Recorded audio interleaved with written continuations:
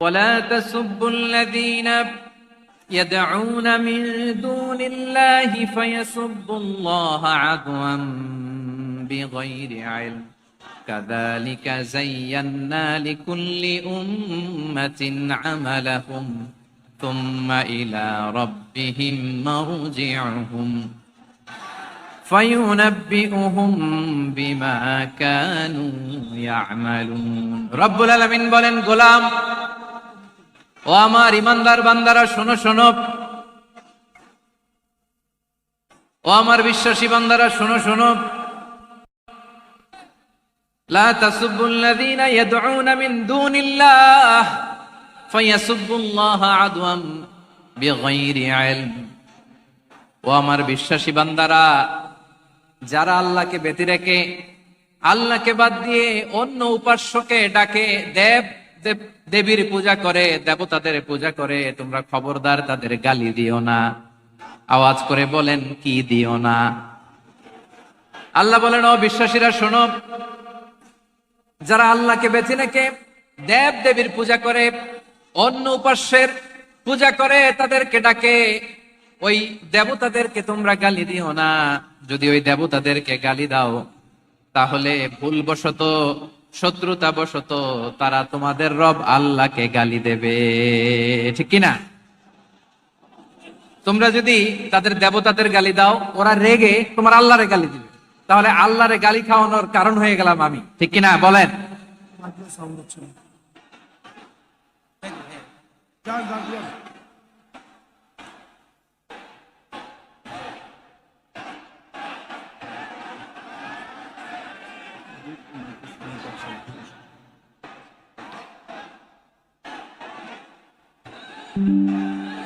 সম্মানিত ভাইয়েরা এত বিশাল প্রোগ্রাম মাইকের একটা সেটআপ থাকে তারগুলো অনেক সময় নড়ে যায় ধাক্কা ধাক্কিতে ডিসপ্লেস হয় একটু ঝামেলা হবে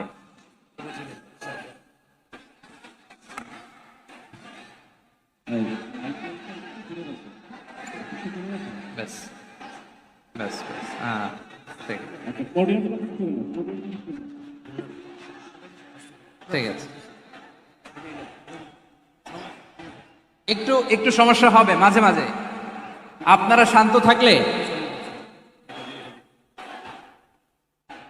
শান্ত থাকতে হবে এইভাবে সাউন্ড নাই এই নাই এই বলতে বলতে আমার সময়ও নাই উঠে যেতে হবে এগুলো বোকামি এই বিভাগীয় প্রোগ্রামগুলোতে যাই চিৎকার চেঁচামেচি করে তোমরা আসো সময় শেষ আমাকে উঠে যেতে হয় আমরা তো বঞ্চিত হলাম গুরুত্বপূর্ণ অনেক কথা শোনাবো তোমাদের অনেক প্রিয় ভাইরা আপনারা শান্ত হয়ে বসুন শান্ত হয়ে রব্বুল আলামিন বলেন খবরদার বিশ্বাসীরা আল্লাহ ছাড়া যারা অন্যান্য উপাস্যদেরকে ডাকে দেবতাদেরকে ডাকে তাদেরকে তোমরা গালি দিও না ওই সমস্ত দেবতাদেরকে যদি তোমরা গালি দাও তাহলে তারা আল্লাহকে গালি দিবে ঠিক কিনা বলে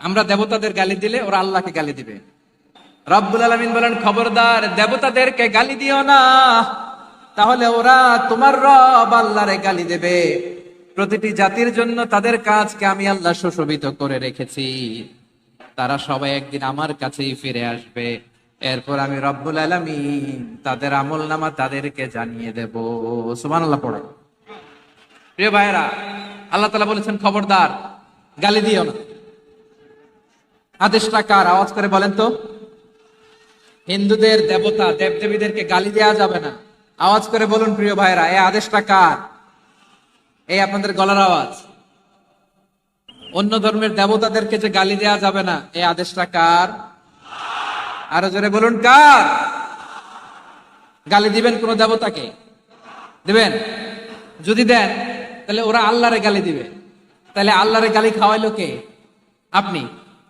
ঠিক কিনা বলেন আমি আল্লাহকে গালি খাওয়ানোর কারণ হলাম কারণ আমি যদি গালি না দিতাম ওরা আমার রবকে গালি দিত না আওয়াজ করে বলেন ঠিক কিনা তাহলে প্রিয় ভাইয়েরা ইসলাম আমাদেরকে শিখায় সূরাতুল আনআমের 108 নম্বর আয়াত থেকে আমরা বুঝলাম কোন ধর্মকে ছোট করা যাবে না অন্য ধর্মকে ছোট করা মানে ইসলামকে ছোট করা অন্য ধর্মের দেবতাকে গালি দেওয়া মানে আল্লাহকে গালি খাওয়ানো আওয়াজ করে বলেন ঠিক কি না খবরদার এটা করা যাবে না আর অন্য ধর্মের দেবতাকে যদি আপনি গালি দেন ওরা ইসলাম থেকে দূরে সরে যাবে যাও ইসলামের প্রতি আকৃষ্ট হয়েছিল আর কোনোদিন ইসলামের ধারে কাছে আসবে না আওয়াজ করে বলেন ঠিক কিনা এজন্য কখনো কোনোদিন অন্য ধর্মের দেবতাদেরকে গালি দেয়া যাবে না।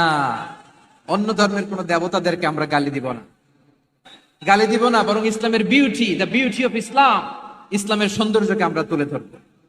আমরা যদি বিশ্বনবী সাল্লাল্লাহু আলাইহি ওয়াসাল্লামের জীবনের দিকে তাকাই, তাহলে আমি দেখব বিষ্ণু ইসলাম মক্কাতে কিংবা মদিনাতে অন্য ধর্মের লোকদের সাথে খুব পিসফুলি লাইফ লিড করেছেন।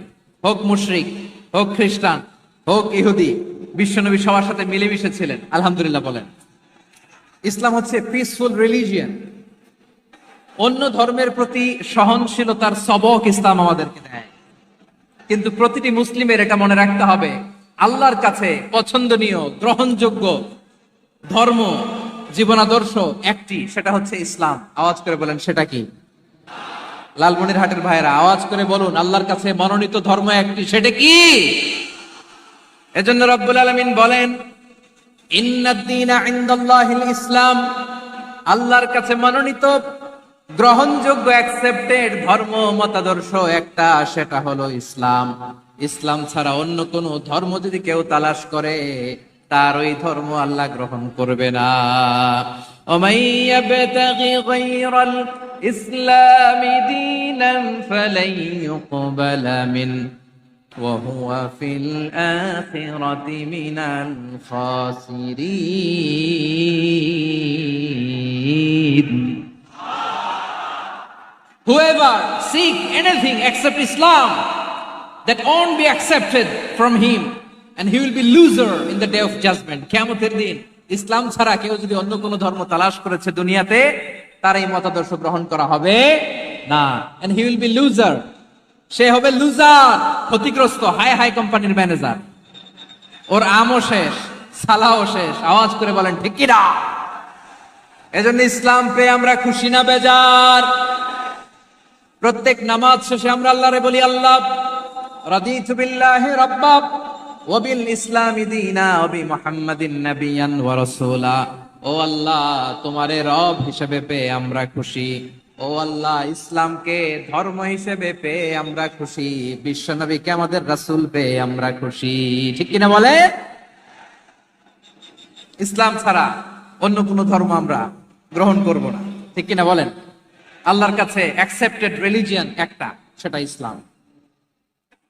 তো বিশ্বনবী সাল্লাল্লাহু আলাইহি ওয়াসাল্লাম মক্কাতে কিংবা মদিনাতে খুব পিসফুলি এক্সিস্ট করেছেন, যে কোনো ধর্মের সাথে মিলেমিশে চলেছেন। তার প্রমাণ আমরা যদি রাসূল সাল্লাল্লাহু আলাইহি ওয়াসাল্লামের বায়োগ্রাফির দিকে তাকাই, তাহলে দেখব তিনি মুশরিকদের সাথে পিস ট্রিটি করেছেন, শান্তি চুক্তি, পিস ট্রিটি, পিস এগ্রিমেন্ট। আপনারা হুদাইবিয়ার সন্ধির নাম শুনেছেন? আমার লালমনিরহাটের কলিজার টুকরা ভাইয়েরা, হুদাইবিয়ার সন্ধির নাম আপনারা শোনেন নাই? 6ষ্ঠ হিজরিতে বিষ্ণু ইসলাম মুশরিকদের সাথে এই ট্রিটি করেছেন, চুক্তি। কাদের সাথে? মুশরিকদের সাথে। আমরা তো মুসলমান বসতে পারি না, আমরা দুই মুসলিম ভাই একসাথে বসে চা খেতে পারি না, গল্প করতে পারি না। বিষ্ণু ইসলাম মুশরিকদের সাথে ট্রিটি করেছেন, হুদাইবিয়ার সন্ধি। এই সন্ধির আগে মক্কা থেকে কেউ মদিনায় যেতে পারে না, মদিনা থেকে কেউ মক্কায় যেতে পারে না। কিন্তু এই সন্ধির পরে ট্রাফিক স্বাভাবিক হয়ে গেল। মক্কার লোকেরা মদিনায় আসতে পারে, মদিনার লোকেরা মক্কায় আসতে পারে। এটাকে বলে সুলহ Hudaybiyyah, the peace agreement of Hudaybiyyah, শান্তি চুক্তি। আমরা পৃথিবীতে এখন অনেক শান্তি চুক্তির নাম শুনি, এগুলো সব the piece treaty of Hudaibiya থেকে কপি করা। আল্লাহু আকবার। তাহলে বিশ্বনবী সাল্লাল্লাহু আলাইহি সাল্লাম তিনি যে শান্তিপূর্ণ সহাবস্থানে বিশ্বাসী ছিলেন, মুসলমানেরা যে অন্য ধর্মের প্রতি সহনশীল, তার প্রমাণ হচ্ছে এই পিস ট্রিটি। শুধু তাই নয়, মাইকের সাউন্ডটা একটু বাড়াই দিতে হবে, খুব দুর্বল, একটু মজবুত করতে হবে, আর একটু ক্লিন করতে হবে, আর সবগুলা জায়গায় সাউন্ড যাচ্ছে কিনা একটু ক্রস চেক করতে হবে। হ্যাঁ, পাবেন দিচ্ছে mic operator, he is trying his level best, দিচ্ছে। মাইক অপারেটর যিনি আছেন, প্রতিটি জায়গায় প্রতিটি সাউন্ড বক্সে যেন আওয়াজ পাওয়া যায়, একটু ক্রস চেক করেন, সাউন্ডটাকে একটু স্ট্রং করে দেন। হ্যাঁ, ঠিক আছে, মাশাআল্লাহ। এদিকে তাকান, এদিকে। মক্কার পার্ট গেল, পিস এগ্রিমেন্ট করলেন, শান্তি চুক্তি। বিষ্ণু ইসলাম মদিনায় যে কি করলেন? মদিনায় যে বিষ্ণু ইসলাম মদিনা চার্টার করলেন, মদিনা সনদ, সাহিফাতুল মদিনা, এটার বলে মদিনা চার্টার। যে ওয়েস্টে, ইউরোপে, আমেরিকাতে তারা অনেক চার্টার করে, সব চার্টার মদিনা চার্টার থেকে কপি করা। আওয়াজ করে পড়েন সুবহানাল্লাহ। বিষ্ণু ইসলাম মদিনায় গেলেন, মদিনাতে মুসলিম, মুশরিক, ইয়াহুদি এই তিন ধর্মের লোক মিলে সব স্টেক হোল্ডার যারা আছে সবাইকে নিয়ে বিষ্ণু ইসলাম মদিনা চার্টার করলেন, মদিনা সনদ। পড়েন সুবহানাল্লাহ। শুধু তাই নয়, মক্কাতে বিশ্বনবী পিস এগ্রিমেন্ট করলেন, শান্তি চুক্তি মুশরিকদের সাথে। মদিনাতে যে বিশ্বনবী মদিনা চার্টার করলেন, মদিনা সনদ করলেন ইহুদিদের সাথে। আবার মদিনাতে বিশ্বনবী ইহুদিদের সাথে পিস ডায়ালগ করলেন, ইন্টারফেথ ডায়ালগ করলেন, আন্তধর্মীয় সংলাপ করলেন। যে সংলাপের মূল ভিত্তি ছিল তাওহীদ। মূল ভিত্তি ছিল কি? তাওহীদ। বিশ্বনবী ইহুদিদেরকে ডাকলেন, আহ্বান করলেন, কুল ইয়া আহলাল কিতাবি তাআলাউ ইলা কালিমাতিন সাওয়াইন বাইনানা ওয়া বাইনাকুম আল্লা না'বুদা ইল্লাল্লাহ ওয়া লা নুশরিকা বিহি শাইআন ওয়া লা ইয়াত্তাখিযা বা'দুনা বা'দান আরবাবাম মিন দুনিল্লাহ فإن تولوا فقولوا اشهدوا بأننا مسلمون। সুবহানাল্লাহ পড়েন। বিশ্বনবী মদিনার ইহুদিদের ডেকে বললেন, ও ইহুদিরা, শোনো শোনো, আসো এমন একটা আদর্শের প্রশ্নে আমরা একত্রিত হই যে আদর্শের প্রচার তোমাদের নবীরাও করেছে, আমিও করি। যে আদর্শের কথা তোমাদের পবিত্র ধর্মগ্রন্থগুলোতে আছে, আমার কোরআনেও আছে। সেটা হলো তাওহীদ। আমরা এক আল্লাহ ছাড়া কারো ইবাদত করব না, আল্লাহর সাথে কাউরে শরীক করব না, আল্লাহ ছাড়া কাউরে রব মানব না। পড়েন সুবহানাল্লাহ। তাহলে আমার প্রিয় লালমনিরহাটের ভাইরা, মদিনাতে যে তিনি মদিনা চার্টার করলেন, মদিনা সনদ, পিস ডায়ালগ করলেন, শান্তির সংলাপ, ইন্টারফেথ ডায়ালগ করলেন, আন্তধর্মীয় সংলাপ, যার ভিত্তি ছিল তাওহীদ। সুবহানাল্লাহ পড়েন। তাহলে অন্য ধর্মের প্রতি সব সময় ইসলাম সহনশীল, টলারেন্স। যদি আপনি দেখতে চান ইসলামের নবী বিশ্ব নবীর দিকে তাকান, ঠিক কিনা বলেন? আমরা তো সংখ্যালঘুদের রাইটস প্রোটেক্ট করার জন্য কত আইন বানাই, কত বৈঠক করি, কত সংবাদ সম্মেলন করি।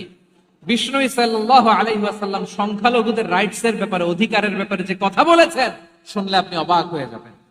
বিশ্বনবী বলেন, আলা মান যালামা মুআহাদান আও ইনতাকাসাহু আও কাল্লাফাহু ফাওকা তাআতিহি আও কাল্লাফাহু ফাওকা তাকাতিহি আও আখাযা মিনহু শাইআন বিগাইরি তিবি নাফসিন ওয়া আনা হাজিজুহু ইয়াউমাল কিয়ামা। খবরদার, জেনে রাখো, কেউ যদি কোনো সংখ্যালঘুর উপরে অত্যাচার করে, কোন সংখ্যালঘুর প্রাপ্য থেকে যদি কেউ কাউকে ঠকায়, সংখ্যালঘুর উপর যদি কেউ কষ্ট দেয়, কোন সংখ্যালঘুর সম্পদ যদি কেউ জোর করে কেড়ে নেয়, আমি কিয়ামতের দিন বিশ্বনবী ওই সংখ্যালঘুর পক্ষে আর ওই মুসলমানদের বিপক্ষে বাদী হয়ে দাঁড়াবো।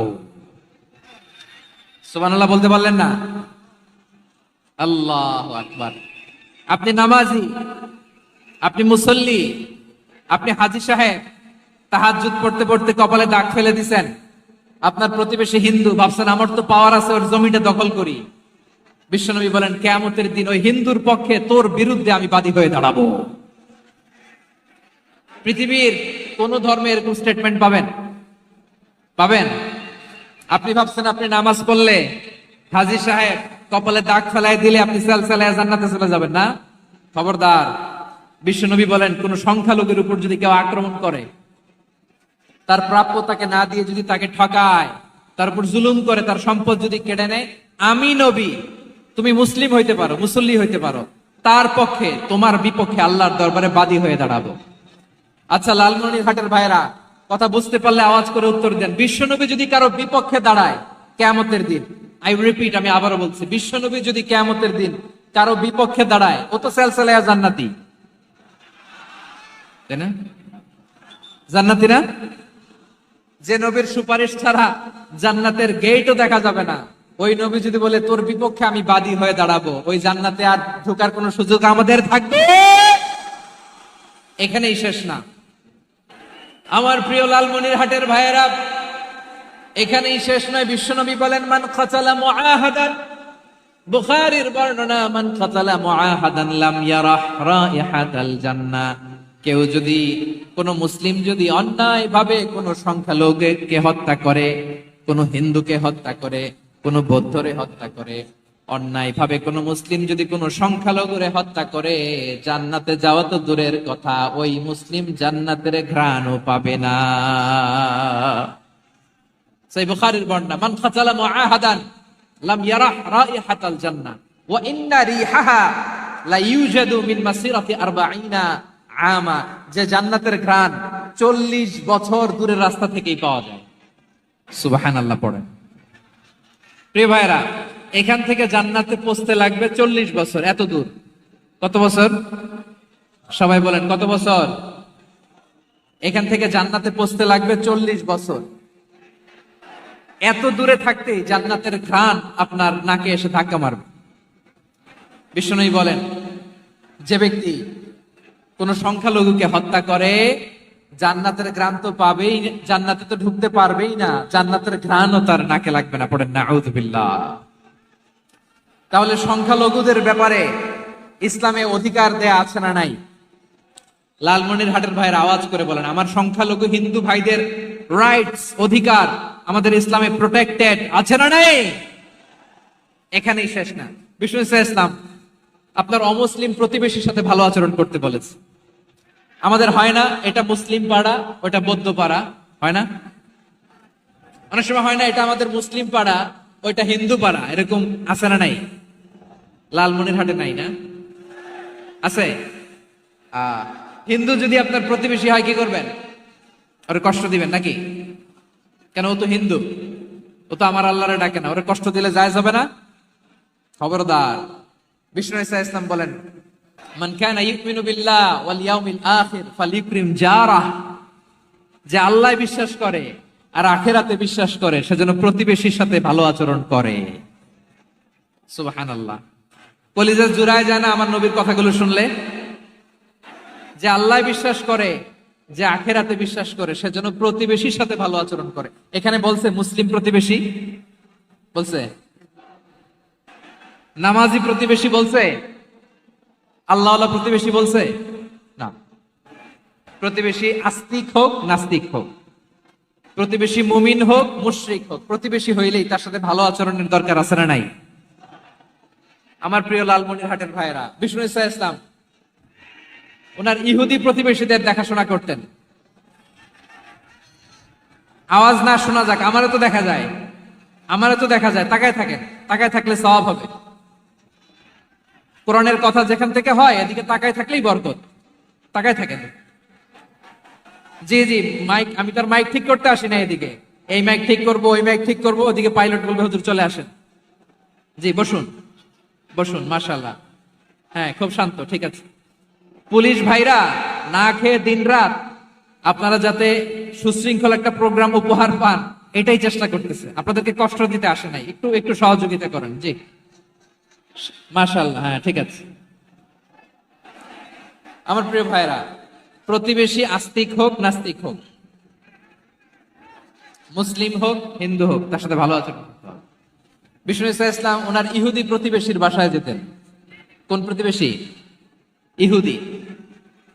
আওয়াজ করে বলেন, কোন প্রতিবেশী? ইহুদি। এক ইহুদি কিশোর বিষ্ণু ইসলামের খেদমত করতে, ইহুদি ছেলে আমার নবীর খেদমত করতো। তারা ছিল নবীর প্রতিবেশী। তো অনেকদিন হয় ইহুদি ছেলেটা আসে না। বিষ্ণুনবী খোঁজ দিলেন, ঘটনা কি? একটা ইহুদি ছেলে না আমার খেদমতে আসতো, ছেলেটা কই? খোঁজ নিয়ে জানলেন ছেলেটা অসুস্থ। বিষ্ণু ইসলাম ওই ইহুদির বাড়িতে চলে গেলেন ওই ছেলেটাকে দেখা করার জন্য, ভিজিট করার জন্য। সুবহানাল্লাহ পড়বেন না? গেলেন, যে দেখে ইহুদি ছেলেটা মুমূর্ষ, জান জান যায় যায় ভাব, বিছানায় পড়ে আছে, তার বাবা দাঁড়ানো। বিশ্বনবী তার মাথার পাশে বসলেন, মাথায় হাত বুলিয়ে দিলেন, আর ছেলেটাকে বললেন, আসলিম, হে ইহুদি ছেলে, আসলিম, ইসলাম ধর্ম গ্রহণ করো। তো ছোট্ট ছেলে ভাবে আমরা ইহুদি, এখন ইসলাম ধর্ম গ্রহণ করলে আব্বা যদি বকা দেয়, ফানাযারা ইলা ওয়াজহি আবি, ছেলেটা তার বাবার চেহারার দিকে তাকালো, দেখি আব্বা কি করে। আব্বা যদি বলে তাইলে ইসলাম ধর্ম গ্রহণ করবে। ইহুদি ছেলেটা তার বাবার দিকে যখন তাকালো, ওর বাবা বলে আতি আবুল কাসিম, আবুল কাসিম যা বলে তাই করো। আবুল কাসিম হচ্ছে বিষ্ণু ইসলামের একটা কুনিয়াত, উপনাম। আমার রাসূলের বড় ছেলের নাম ছিল কাসেম। যেমন দেখবেন আমাদের এলাকায় কারো ছেলের বড় ছেলের নাম যদি হয় আব্দুল্লাহ, এরা আব্দুল্লাহর বাপ বলে ডাকে। কারো বড় মেয়ের নাম যদি হয় ফাতেমা, এরা কি ডাকে? ফাতেমার বাপ বলে না? তো বিষ্ণু ইসলামের বড় ছেলের নাম ছিল কাসেম। ইহুদি বাবা বলল আতিয়া আবুল কাসেম, আবুল কাসেম যা বলে তাই শোনো, মানে মোহাম্মদ যা বলে তাই শোনো। এই কথা শুনে ছেলে সাহস পাইছে, ছেলে আবার পড়তে আরম্ভ করলো আশহাদু আল্লাহ ইলাহা ইল্লাল্লাহ ওয়া আশহাদু আন্না মুহাম্মাদার রাসূলুল্লাহ, পড়েন আল্লাহু আকবার। বিশ্বনবীর আহ্বান শুনে ওই আহ্বানে সাড়া দিয়ে ইহুদি ছেলে শাহাদা পড়ে মুসলমান হয়ে গেল। তার হৃদয়টারে ইমানের নূর দিয়ে আলোকিত করে দিল কে? প্রিয় ভাইরা, এবার রাসূল সাল্লাল্লাহু আলাইহি ওয়াসাল্লাম বের হয়ে আসলেন ঘর থেকে, আর বললেন আলহামদুলিল্লাহিল্লাযী আনকাযাহু মিনান নার, প্রশংসা সে আল্লাহর যে আল্লাহ জাহান্নামে চলে যাচ্ছিল প্রায় এমন একটা লোককে মুহূর্তের মধ্যে কালেমায়ে শাহাদাতের বদৌলতে জান্নাতি বানায় দিলেন। আওয়াজ করে পড়েন সুবহানাল্লাহ। এই হাদিস থেকে আমরা কি শিখলাম? What is the moral of the story? এক নাম্বার স্টোরি হলো, প্রতিবেশী ইহুদি হোক হিন্দু হোক, যাবেন, সুসম্পর্ক রাখবেন, উপহার দিবেন, বিপদে পাশে দাঁড়াবেন, তাইলেই তো আপনাদের প্রতি, মুসলমানদের প্রতি তারা আকৃষ্ট হবে, ঠিক কিনা বলেন? আপনি যদি হিন্দুদের সাথে বৌদ্ধদের সাথে নাই মিশেন, নাস্তিকের কাছে নাই যান, তো ইসলামের সৌন্দর্যটা ওরা বুঝবে কেমনি? আমার অনেক হিন্দু পরিচিত ভাই আছে, ওরা আমাদের ইফতারির প্রোগ্রামে এসে একসাথে ইফতারি করে। অনেক মদখোর আমার সাথে বসে একসাথে ডিনার করে, হাফ প্যান্ট পরা, গলায় স্বর্ণের চেইন, হাতে স্বর্ণের ব্রেসলেট, আইসা আমার সাথে ডিনার করছে, আছে এরকম। গাঁজাখোর, আমি বলে আসো, welcome welcome to my dinner, আসো বসো। বসলেই তো আমি ওর ডিএনএ, চিন্তার ডিএনএ চেঞ্জ করে দেওয়ার সুযোগ পাবো, চিল্লায় বলো ঠিক কিনা? আসতে হবে আমার কাছে। Our door is open. The door of Islam is open 24/7. সব সময় আমাদের ইসলামের দরজা আমার অমুসলিম ভাইদের জন্য খোলা আছে না নেই? এই হাদিস থেকে দুইটা শিক্ষা। এক নম্বর শিক্ষা, প্রতিবেশী মুসলিম হোক অমুসলিম হোক, যান, অসুস্থ হইলে একটু আপেল নিয়ে যান, আঙ্গুর নিয়ে যান, কমলা নিয়ে যান, তাদের সাথে ভালো আচরণ করেন। ইসলামের বিউটি দেখে, সৌন্দর্য দেখে অবাক হবে, নসিব ভালো হলে কোনোদিন কালিমা পড়ে মুসলমান হয়ে যাবে, ঠিক কিনা বলেন? তাহলে অমুসলিমের সাথে ভালো সম্পর্ক। বিশ্বনবী ইহুদির বাড়িতে গেলেন, ইহুদির বাড়ি, আর আমার মুসলমান ভাই আমার কাফের বলে, এরকম আছে না নাই? মুসলিম মুসলিমরা দেখতে পারে না, সহ্য করতে পারে। বিশ্বনবী সাল্লাল্লাহু আলাইহি ওয়াসাল্লাম ইহুদির বাড়িতে গেলেন, এটা একটা শিক্ষা। আরেকটা শিক্ষা হলো, ভাইরা ধাক্কা মেরে এসে সামনে এসে কি লাভ? প্রোগ্রাম তো শেষ হচ্ছে, এখনই শেষ হচ্ছে। তো এই যে আমাদের বকশি ভাই ওয়াদা নিল, হাত তোলালো, মিম বলে এত কথা বললো, তো আমি জেলায় জেলায় যে খালি হাত নাড়াই তোমাদের জন্য নাকি? হ্যাঁ, হাত নাড়াই শুধু। এই ধাক্কাইতে ধাক্কাইতে এদিকে এসে হাত নাড়াইতেছে, হয়েছে তো, দেখলাম তো, ঠিক আছে, মাশাআল্লাহ, অনেক সুশৃঙ্খল, অন্যান্য যে কোনো জেলার চেয়ে অনেক সুশৃঙ্খল। আমার দিকে তাকাও, আমার দিকে তাকাও, ঠিক আছে। এই যে দাঁড়িয়ে আছে, একটা ছেলে নড়ে না, দেখছেন? মাশাআল্লাহ মাশাআল্লাহ মাশাআল্লাহ। হ্যাঁ, এইভাবেই। আর কয়েকটা মজাদার কথা আছে, শোনো। এই হাদিস থেকে আমাদের শিক্ষা হলো, আমার প্রতিবেশী যেই ধর্মের হোক আমি সম্পর্ক রাখবো। অসুস্থ হলে যাব, কি বলেন ভাইরা? যাবেন না? যাবেন না আপনারা? আচ্ছা, 2 নম্বর শিক্ষা হলো, বিষ্ণু ইসলামের খাদেম ছিল ইহুদি, এতদিন খেদমত করলো, একদিনও বিশ্বনবী ওরে কালিমার দাওয়াত দেয় নাই। কারণ কি? বিশ্বনবী একটা ভালো সময়ের অপেক্ষা করতেছিলেন, প্রপার টাইমিং। দাঈর কাজ হচ্ছে দাঈ ইলাল্লাহ, সে হচ্ছে সুযোগ সন্ধানী। দাঈ সুযোগ খোঁজে, কখন দাওয়া দিলে ব্যাটে বলে হবে, ঝুপ বুঝে কোপ মারে, ঠিক কিনা বলেন? বিষ্ণু ইসলাম ভালো সময়ের অপেক্ষা করতেছিলেন, দেখি ভালো সময় আসুক আসুক আসুক আসুক। আস্তে আস্তে এমন সময় আসছে, ছেলে এবার মুমূর্ষ। অসুস্থ ব্যক্তির হৃদয় অত্যন্ত নরম থাকে। হসপিটালে যখন কেউ যায় তার হৃদয়টা বড্ড নরম থাকে, মৃত্যুর ভয়ে তার অন্তরটা নরম থাকে, ঠিক কিনা বলেন? এই প্রপার টাইমিং এর অপেক্ষা করতেছিলেন। যখনই টাইমিং পেয়েছেন দাওয়াত দিলেন, পড়ো লা ইলাহা ইল্লাল্লাহ, সুবহানাল্লাহ পড়েন সবাই। তাহলে ইসলাম অমুসলিম প্রতিবেশীর সাথে ভালো আচরণ করতে বলে। ইসলাম অমুসলিম মাতা পিতার সাথেও ভালো আচরণ করতে বলে। মাতা পিতা যদি অমুসলিম হয় তারা ফেলে দিতে পারবেন? পারবেন? আমার লালমনিরহাটের ভাইয়েরা, অনেক হিন্দু ছেলে আমাদের হাতে শাহাদা পড়ে মুসলিম হয়, কিন্তু ওর মা মুসলমান হয় নাই, বাবাও হয় নাই। এরকম আছে না নাই? তো ও হয়েছে মুসলিম, মা বাপ হিন্দু, এখন মা বাপ কি বাদ? হ্যাঁ, মা বাপ বাদ দেয়া যাবে? যেই মা আপনারে 9 মাস 8 মাস পেটে ধারণ করলো, আপনার মায়ের নার ছেঁড়া ধন, আপনি ওই মারে বাদ দিতে পারবেন? যে মায়ের বুকের তাজা দুধ খেয়ে আপনি আজকে বাড়ন্ত তাজা তরতাজা, ওই মারে বাদ দেয়া যাবে? মায়ের এক ধারে দুধের দাম, কাটিয়া গায়ের চাম, পাপুষ বানাইলে ঋণের শোধ হবে না, এমন দরদি ভাবে কেউ হবে না আমার মাহা গো। মায়ের এক ধারে দুধের দাম, কাটিয়া গায়ের চাম, পাপুষ বানাইলে ঋণের শোধ হবে না, এমন দরদি ভাবে কেউ হবে না আমার মাহা গো। ঠিক কিনা? মাকে তো বাদ দেওয়া যায় না। وَقَضَى رَبُّكَ أَلَّا تَعْبُدُوا إِلَّا إِيَّاهُ وَبِالْوَالِدَيْنِ إِحْسَانًا। আল্লাহ বলে অবধারিত দুইটা ভার্ডিক্ট তোমাদের জন্য, এক আল্লাহর ইবাদত করবা আর মা বাবার প্রতি ইহসান করবা। আদেশটা কার? মা বাবার প্রতি ইহসান করতে হবে। আমার মা হিন্দু হোক ভালো আচরণ করতে হবে, বৌদ্ধ হোক ভালো আচরণ করতে হবে। আমার যে সমস্ত হিন্দু ভাইয়েরা মুসলিম হয়েছে, তোমাদের মা বাবা এখনো মুসলমান হয় নাই, তাদের সাথে ভালো আচরণ করতে হবে। আপনাদের খেদমত নিজে করতে হবে অথবা খেদমতের ব্যবস্থা করাই দিতে হবে। মান্থলি যে খরচ লাগে এটা দিতে হবে। আরে তুমি এখন মুসলিম, তোমার মা বাবা হিন্দু, এখনই তো সুযোগ ইসলামের সৌন্দর্য দেখানো। এখন মা বাবা যদি দেখে আরে এটা হিন্দু থাকতে তো বদমাইশ ছিল, বেয়াদব ছিল, কি এমন ধর্ম সে গ্রহণ করলো যেটা গ্রহণের সাথে সাথে সে পাল্টে গেল? কি এমন ধর্ম সে গ্রহণ করেছে যেটা তার জীবনকে আলোকিত করে দিয়েছে? নসিব ভালো হইলে তারাও কালিমা পড়ে মুসলমান হয়ে যাবে।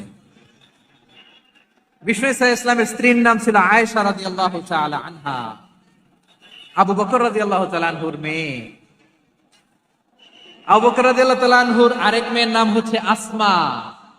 কি নাম? দুজনই আবু বকর রাদিয়াল্লাহু তাআলা আনহুর মেয়ে, আসমা আর আয়েশা। নাম দুটো কেমন লাগে? আসমা নামটা কেমন লাগে?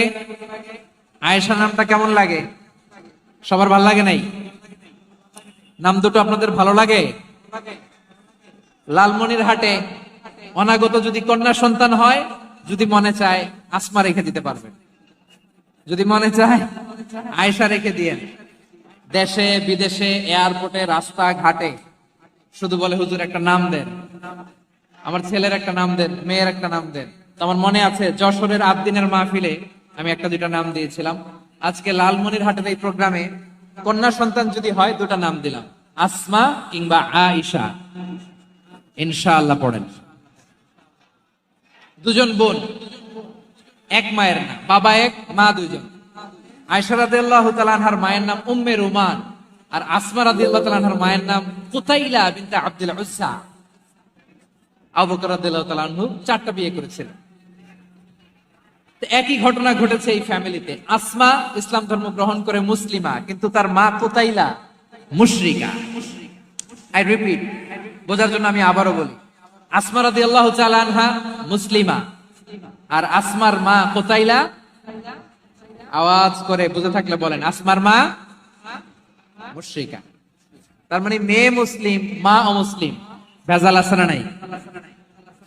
কিন্তু কুতাইলা আর ধৈর্য ধারণ করতে পারে না। নার ছেঁড়া ধন, কলিজার টুকরা ধন, কলিজার টুকরা সন্তান আসমারে দেখতে বড্ড মন চায়। সাইয়েদনা আসমা রাদিয়াল্লাহু তাআলা আনহা মক্কা থেকে হিজরত করে মদিনায় চলে গেলেন হুদাইবিয়ার পর।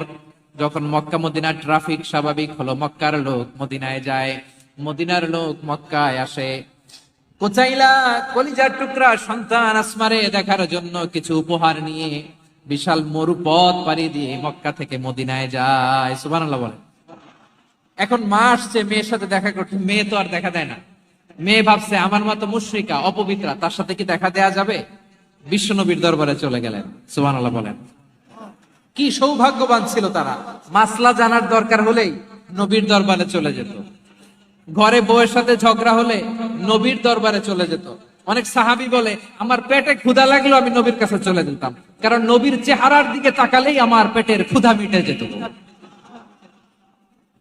সাইয়েদানা আসমা রাদিয়াল্লাহু তাআলা আনহা বিশ্ব নবীর কাছে চলে গেলেন, যে বললেন ইয়া রাসূলুল্লাহ ইয়া হাবিবাল্লাহ ইন্না উম্মি কাদিমাতুন ইলাইয়া ওয়া হিয়া রাগিবা। আমার মা মক্কা থেকে অনেক দূর মরুর পথ পাড়ি দিয়ে উপহার সামগ্রী নিয়ে মদিনায় আমার সাথে দেখা করতে এসেছে গো নবী। আমার জানতে বড্ড ইচ্ছে হয় আমি আমার মুশরিকা মায়ের সাথে একটু দেখা করতে পারবো কিনা। আফা আসিলুহা, আগে যেমনি আমি আমার মায়ের সাথে ভালো আচরণ করতাম, যেমনি আমি আমার মায়ের সাথে সদাচরণ করতাম গো নবী, এখন আমি মুসলিমা মা মুশরিকা, এখনো কি আগের মতো সদাচরণ করতে পারবো নাকি? বিশ্বনবী বললেন নাম সিদিহা, হ্যাঁ রে আসমা, অবশ্যই অবশ্যই, আগে ঠিক যেমন তুমি তোমার মায়ের সাথে ভালো আচরণ করতে এখনো তেমনি আগের মতো ভালো আচরণ করবা। আওয়াজ করে পড়েন সুবহানাল্লাহ। কি ইসলাম আমরা পেয়েছি, কত ব্রড মাইন্ডেড আমাদের ইসলাম, কত ওপেন মাইন্ডেড ইসলাম, কত ওপেন আপ করতে পারে, চিন্তা করতে পারেন। বিষ্ণু বললেন হ্যাঁ অবশ্যই, নাম সুলিহা, আগে যেমনি ভালো আচরণ করছো আসমা এখন ওই রকমই করো, পারলে আরো বাড়াই করো। সুবহানাল্লাহ বলেন। তাহলে আমার যে হিন্দু ভাইয়েরা হিন্দু বোনেরা ইমানের বদৌলতে দৌলতে আপনি ধন্য হয়েছেন, আপনার আম্মা আব্বা এখনো মুসলমান হয় নাই, তাদের জন্য দোয়া করেন, তাদের জন্য দোয়া করেন, আল্লাহ যেন তাদেরকেও ইমানের দৌলত দান করে। আমরা সবাই পড়ি আমিন, আরো জোরে পড়েন আমিন। এখন বলেন ইসলাম কি ন্যারো মাইন্ডেড রিলিজিয়ান না ব্রড মাইন্ডেড? লালমনিরহাটের যুবক ভাইরা আওয়াজ করো, ইসলাম কি ন্যারো মাইন্ডেড না ব্রড মাইন্ডেড? কতটা ব্রড মাইন্ডেড দেখেন। বিশ্বনবী সাল্লাল্লাহু আলাইহি সাল্লাম অমুসলিমরা যদি নবীকে উপহার দিত, ওই উপহারও বিশ্বনবী গ্রহণ করতেন। সুবহানাল্লাহ পড়েন। আপনার অমুসলিম বন্ধু যদি উপহার দেয় সেটাও আপনি নিতে পারবেন, যেটা নেওয়া জায়েজ। কিন্তু আপনার বন্ধু যদি আপনার মদের বোতল দেয়, নিতে পারবেন? হ্যাঁ, মদের বোতল দিলে পারবেন। আপনার বন্ধু যদি আপনার পর্ক দেয়, পর্ক শুকরের গোশত মিশ্রিত কোনো খাবার, ওটা নিতে পারবেন না। হালাল যে কোনো জিনিস নিতে পারবেন। বিশ্বনবী সাল্লাল্লাহু আলাইহি ওয়াসাল্লাম অমুসলিমদের দেয়া হাদিয়া গ্রহণ করতেন। কেমন নবী ছিলেন? আমার নবীরে চিনে নেন, আমার নবীর অ্যাটিটিউড জেনে। বিশ্বনবী সাল্লাল্লাহু আলাইহি ওয়াসাল্লাম যখন কোন জনপদে যেতেন, তিনটা অপশন নিয়ে যেতেন। প্রিয় ভাইয়ের আওয়াজ করে বলতে হবে, কোন জনপদে গেলে আমার নবীর অপশন থাকতো কয়টা? আমার মতো 3 আঙ্গুল উঁচু করে দেখান আর বলুন, আমার নবী কোন জনপদে গেলে কয়টা অপশন নিয়ে যেতেন? 1 নাম্বার অপশন আসলিম তাসলাম। নতুন এলাকায় গেলে বলতেন আসলিম তাসলাম, ইসলাম ধর্ম গ্রহণ করো, শান্তিতে থাকবা, আমার ভাই হয়ে যাবে, আমরা ভাই ভাই, ইসলাম মানো, আমরা ভাই ভাই। অপশন নাম্বার কত? 1। যদি বলে না ইসলাম মানবা না, ওকে, অপশন নাম্বার 2, মুসলিম হওয়ার দরকার নাই, লা ইকরাহা ফিদ্দিন, ইসলামে কোনো বাড়াবাড়ি নাই। খ্রিস্টান আছো থাকো, বৌদ্ধ আছো থাকো, ইহুদি থাকতে চাও থাকো, কিন্তু আমরা যেহেতু রিজিওনাল সুপার পাওয়ার, আমাদের আন্ডারে থাকো, ট্যাক্স দিয়া থাকো, এটার বলে জিজিয়া। আলেম যারা আছেন বুঝবেন, এটার আরবিতে কি বলে? জিজিয়া। You pay us the tax, we will give you the security. তোমরা ট্যাক্স দিবা, আমরা সিকিউরিটি দিব, আমাদের আওতায় থাকবা, কেউ তোমাদেরকে আক্রমণ করতে পারবে না, আমরা নিরাপত্তা দিব। সুবহানাল্লাহ বলেন। এটা অপশন নাম্বার কত? আচ্ছা, বুঝে থাকলে বলেন 1 নাম্বার অপশন কি ছিল? ইসলাম। ইসলাম মানো, শান্তিতে থাকবা, ভাই ভাই, আমরা ভাই ভাই। অপশন নাম্বার 2, ট্যাক্স দাও, আমরা নিরাপত্তা দিব, মুসলিম হওয়া লাগবে না।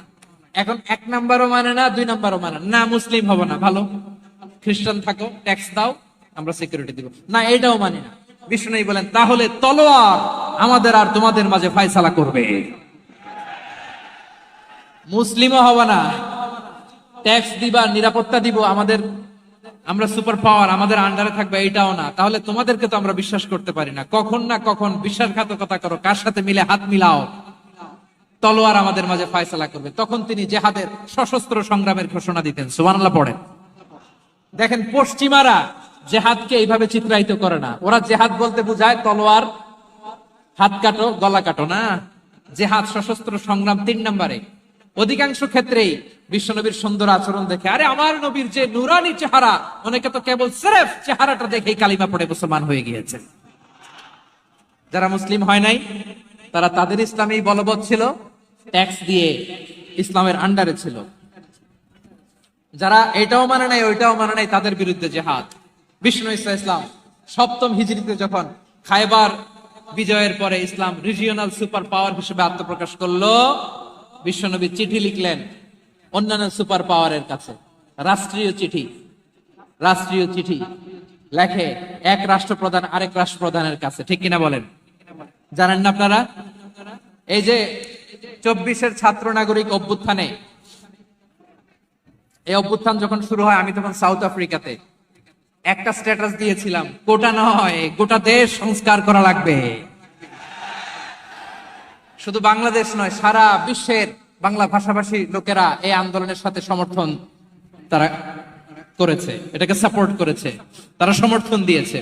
আমাদের ইউনাইটেড আরব আমিরাতের বাংলাদেশি ভাইয়েরা তারা সেখানে রাস্তায় নেমে এসেছিল, জানেন? ওইখানে ডেমনস্ট্রেশন করা যায় না, সেখানকার সরকার তাদেরকে যাবজ্জীবন দিয়েছিল। তখন আমাদের এই যে প্রধান উপদেষ্টা ডক্টর মোহাম্মদ ইউনূস সরাসরি G2G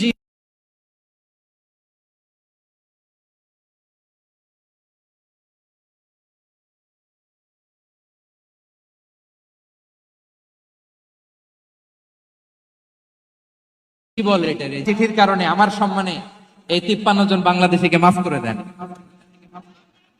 এই চিঠির বদৌলতে বেকসুর খালাস পেয়ে গিয়েছিল আমাদের ভাইরা। জানেন না এই ঘটনা আপনারা? তাহলে গভর্নমেন্ট টু গভর্নমেন্ট চিঠি দেওয়া হয়। 7ম হিজরিতে বিষ্ণু ইসলাম সব সুপার পাওয়ারের কাছে চিঠি দিলেন। রোমান সম্রাটের কাছে, পারস্য অধিপতির কাছে, মিশরের অধিপতির কাছে, সবার কাছে চিঠি লিখলেন। চিঠির ভাষা ছিল এরকম: মিন মুহাম্মাদিন রাসূলিল্লাহ ইলা মুকাওকিস আযীমিল কিবত। মুহাম্মদ রাসূলুল্লাহর পক্ষ থেকে মিশরের বাদশার কাছে, আসলিম তাসলাম, ইসলাম মানো শান্তিতে থাকবা, সালামুন আলা মান ইত্তাবাআল হুদা, শান্তি তার জন্য যে হেদায়েতের অনুসরণ করে। সুবহানাল্লাহ পড়েন। তো এই চিঠি অনেকে ভালোভাবে রিসিভ করেছে। অনেকে এই চিঠি পাওয়ার পরে নবীর কাছে আবার ইন রিটার্ন উপহার পাঠিয়েছে। কি পাঠিয়েছে? উপহার। মিশরের বাদশাহ মুকাওকিস তিনি বিশ্বনবীকে বিশাল এক উপহারের ডালি পাঠিয়েছেন। মিশরের বাদশাহ মুকাওকিস ছিলেন ধর্মে খ্রিস্টান। লালমনিরহাটের ভাইয়েরা আওয়াজ করে বলেন, মিশরের বাদশাহ ধর্মে কি ছিল? খ্রিস্টান। কি উপহার দিয়েছিল আমার নবীকে? শুনতে মনে চায়? আওয়াজ নাই লালমনিরহাটের গলায়, শুনতে মনে চায়? 1000 স্বর্ণমুদ্রা, 1000 স্বর্ণমুদ্রা। 2টা খ্রিস্টান দাসী, একজনের নাম মারিয়া বিনতে শামউন আল কিবতিয়া, আরেকজনের নাম সিরিন বিনতে শামউন আল কিবতিয়া। একজন খ্রিস্টান দাস 20 থান কাপড় জামা বানানোর জন্য, আমরা নবী যেন সেলাই করে জামা বানাতে পারে এজন্য 20 থান কাপড়, 20 থান ফাইন গার্মেন্ট। সুবহানাল্লাহ পড়বেন না? এরপরে একটা গাধা যেটার নাম ছিল উফাইর, আর একটা খচ্চর, এটার নাম ছিল দুলদুল। খচ্চর চিনেন? গাধা আর ঘোড়ার ক্রসিং এ যে প্রাণীটা দুনিয়াতে আসে ওটার খচ্চর বলে। তো এই যে সুপার পাওয়ার খ্রিস্টান বাদশার কাছে নবী চিঠি লিখলেন, ওই খ্রিস্টান বাদশা আমার নবীকে উপহার দিল। বিশ্বনবী এই উপহারগুলো সানন্দে গ্রহণ করেছে। সুবহানাল্লাহ পড়বেন না? তাহলে অমুসলিম কেউ যদি আপনাকে উপহার দেয়, হালাল উপহার হলে আপনি গ্রহণ করতে পারবেন। অনুরূপ ভাবে পারস্যের বাদশা, রোম সম্রাট বিশ্বনবীকে উপহার পাঠিয়েছেন। আমার নবী সবগুলো উপহার গিফট গ্রহণ করেছেন। সুবহানাল্লাহ বলেন। তাহলে প্রিয় লালমনিরহাট, আওয়াজ করে বলুন, ইসলাম কি ন্যারো মাইন্ডেড রিলিজিয়ন না ব্রড মাইন্ডেড? আম্মাজান আয়েশার কাছে মাসালা জানতে চায় মেয়েরা। হে আম্মাজান, অগ্নি উপাসকেরা তাদের ঈদের দিন নওরোজের সময় আমাদেরকে পাখি দেয়, নেওয়া যাবে? উনি বললেন ওরা জবাই করে দিলে নেওয়া যাবে না, কিন্তু ওরা যদি ফলমূল এরকম খাবার দেয় এগুলো নেওয়া যাবে। তার মানে অমুসলিমদের দেয়া উপহার এটা গ্রহণ করা যায়। সুবহানাল্লাহ বলেন। শুধু তাই নয়, বিষ্ণু ঈসা ইসলাম অমুসলিমদের সাথে আর্থিক লেনদেনও করেছেন, ফিনান্সিয়াল ডিলিং করেছেন। অমুসলিমদের সাথে প্রয়োজনে আপনি ফিনান্সিয়াল ডিলিং করতে পারবেন। আমরা প্রায় দেখি বাজারের মিষ্টির দোকানগুলো আমার হিন্দু ভাইদের। লালমনির হাটে মিষ্টির দোকান, দইয়ের দোকান কারা চালায়? হিন্দুরা চালায় না। তারপরে যে বারবার শপ, চুল কাটে যে নাপিত, অধিকাংশ নাপিতের দোকানে কারা? আমার হিন্দু ভাইরা। তা আপনি চুল কাটতে পারবেন কিনা বলেন? পারবেন। তার দোকান থেকে দই মিষ্টি কিনতে পারবেন কিনা? হ্যাঁ, আমার মুসলিম ভাইয়ের দোকান থাকলে ওইটারে আমি বেশি প্রায়োরিটি দিব, ঠিক কিনা? কিন্তু যদি তাদের সার্ভিস নিতে চান, প্রোডাক্ট নিতে চান, পারবেন। তার দলিল সহিহ বুখারী, আম্মা জান আয়েশা রাদিয়াল্লাহু তাআলা আনহা বলেন, ইশতারা রাসূলুল্লাহ সাল্লাল্লাহু আলাইহি ওয়াসাল্লাম মিন ইয়াহুদিন তুআমান ওয়া রাহানাহু দিরআহু মিন হাদিদ। রাসূল সাল্লাল্লাহু আলাইহি ওয়াসাল্লাম এক ইহুদির কাছ থেকে, কার কাছ থেকে? সবাই বলে নাই, কার কাছ থেকে?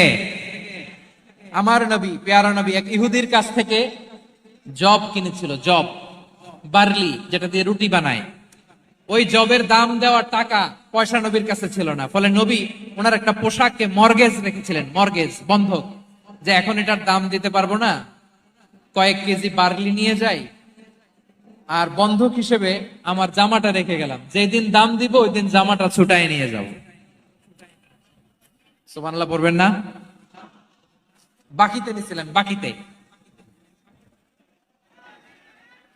দিরআহু মিন হাদিদ, লোহার তৈরি বর্ম, মানে যুদ্ধের পোশাক, লোহা দিয়ে বানানো।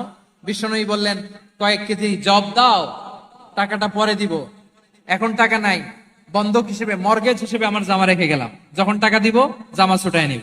আওয়াজ করে বলতে হবে সুবহানাল্লাহ। এ থেকে বোঝা গেল অমুসলিমদের সাথে ফিনান্সিয়াল ডিলিং করা যায়, অর্থনৈতিক লেনদেন করা যায়, কেনাবেচা করা যায়, প্রোডাক্ট কেনা যায়। এমনকি আমাদের মসজিদে নববীতে বারান্দায় আপনারা একটা অটোমেটিক ফ্লাইং আমব্রেলা দেখছেন? সূর্য যখন বাড়ে মসজিদে নববীর বারান্দায়, ইয়ার্ডের মধ্যে অটোমেটিক্যালি কিছু আমব্রেলা আছে, সা করে খুলে যায়, আর সূর্যের তাপ লাগে না। আবার সন্ধ্যাবেলায় এই আমব্রেলা গুলো ওরা ক্লোজ করে ফেলে, দেখেন নাই না? দেখছেন? এই মসজিদে নববীকে সর্বোচ্চ উন্নত মানের কনস্ট্রাকশন ইনফ্রাস্ট্রাকচার ডেভেলপ করার জন্য কর্তৃপক্ষ কিছু অমুসলিম ইঞ্জিনিয়ারের, ডিজাইনারের সহায়তা নিয়েছিল। সুবহানাল্লাহ বলেন। কোন দলিলের ভিত্তিতে? এই দলিলের ভিত্তিতে যে বিষ্ণু ঈসা ইসলাম অমুসলিমদের সাথেও লেনদেন করেছেন। আওয়াজ করে বলতে হবে আল্লাহু আকবার। শুধু তাই নয়, ইন কেস অফ ইমার্জেন্সি, প্রয়োজনে ইসলামের খাতিরে, ইসলামকে সামনের দিকে এগিয়ে নিয়ে যাওয়ার জন্য অমুসলিমদের সাপোর্ট নেওয়া জায়েজ আছে। সুবহানাল্লাহ বলেন। অমুসলিমদের সাপোর্ট নেয়া, তাদের থেকে অর্থ নেয়া, পলিটিক্যাল সাপোর্ট, পলিটিক্যাল অ্যাসাইলাম নেওয়া জায়েজ। আমাদের অনেক বিশ্ববরেণ্য দায়ীরা আমেরিকায় অস্থায়ীভাবে অ্যাসাইলাম নিয়ে থাকে, নিজের দেশে গেলে ফাঁসিতে ঝুলাই দিবে। যুগ যুগ ধরে দায়ীদের উপরে এরকম অত্যাচার আর নির্যাতন আছে না নাই? মিশরের অনেক দায়ীরা পাশ্চাত্যে যেয়ে থাকে, এই যে তারা পলিটিক্যাল অ্যাসাইলাম নিয়ে থাকে, রাজনৈতিক আশ্রয়, এটা জায়েজ আছে না? এটা যে জায়েজ আছে তার প্রমাণ স্বয়ং বিশ্বনবী সাল্লাল্লাহু আলাইহি ওয়াসাল্লাম পলিটিক্যাল সাপোর্ট নিয়েছিলেন অমুসলিমদের কাছ থেকে। সুবহানাল্লাহ বলেন। খুব মজাদার একটা ঘটনা, শুনবেন? আপনাদের আগ্রহ দেখে তো মনে হয় না শোনার ইচ্ছা আছে। আছে আছে, গলায় জোর আছে। লিল্লাহি তাকবীর, লিল্লাহি তাকবীর, নারায়ে তাকবীর। মাশাআল্লাহ।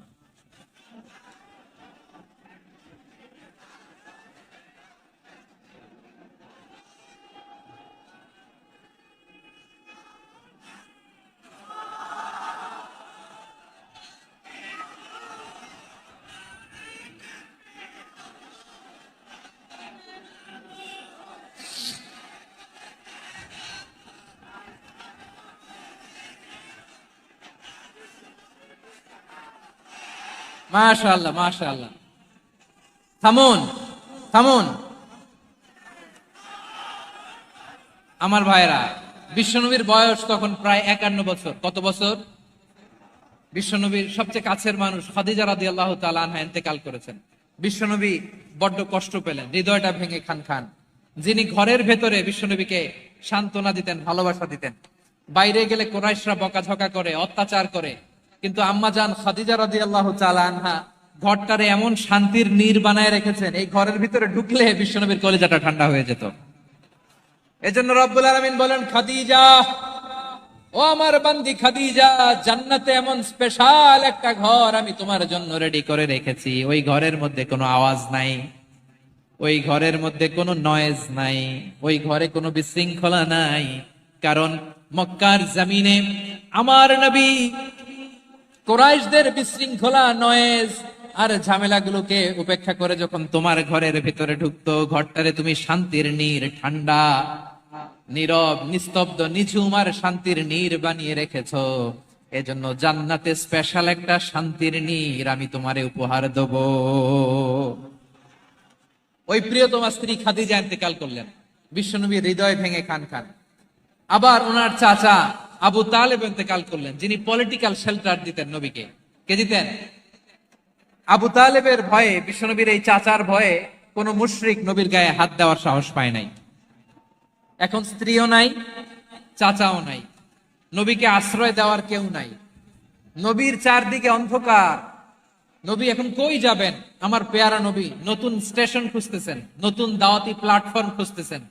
তিনি যায়েদ বিন হারেসা রাদিয়াল্লাহু তাআলা আনহুকে নিয়ে মক্কার পাশের একটা নেইবরিং সিটি তায়েফে চলে গেলেন। কোথায় চলে গেলেন? লালমনিরহাটের ভাইয়ের আওয়াজ করে বলেন, কোথায় গেলেন? তায়েফে চলে গেলেন দিনের দাওয়াত দেওয়ার জন্য। কি দেওয়ার জন্য? নাকি জমি কিনতে গেছিলেন?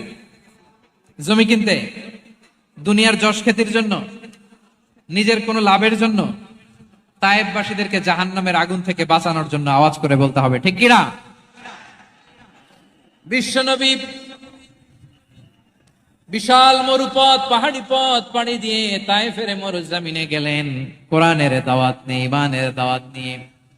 কিন্তু তায়েফের লোকেরা বিশ্বনবীর দাওয়াতকে শুধু প্রত্যাখ্যান করেই থামে নাই, তারা বিশ্বনবীর সাথে অত্যন্ত খারাপ আচরণ করেছে, বিশ্বনবীকে শারীরিকভাবে হেনস্থা করেছে, আমার নবীকে শারীরিকভাবে অত্যাচার করেছে, আমার পেয়ারা নবীর গায়ে পাথর মেরেছে, বিশ্বনবীর গা বেয়ে ঝরঝর করে রক্ত ঝরেছে, নবী জামিনের মধ্যে লুটিয়ে পড়েছেন, আবার মেরেছে, আবার নবী হাঁটতে শুরু করলেন, পেছন থেকে আবার মেরেছে, আবার নবী রক্তাক্ত হয়ে জামিনের মধ্যে লুটিয়ে পড়লেন, আবার মেরেছে।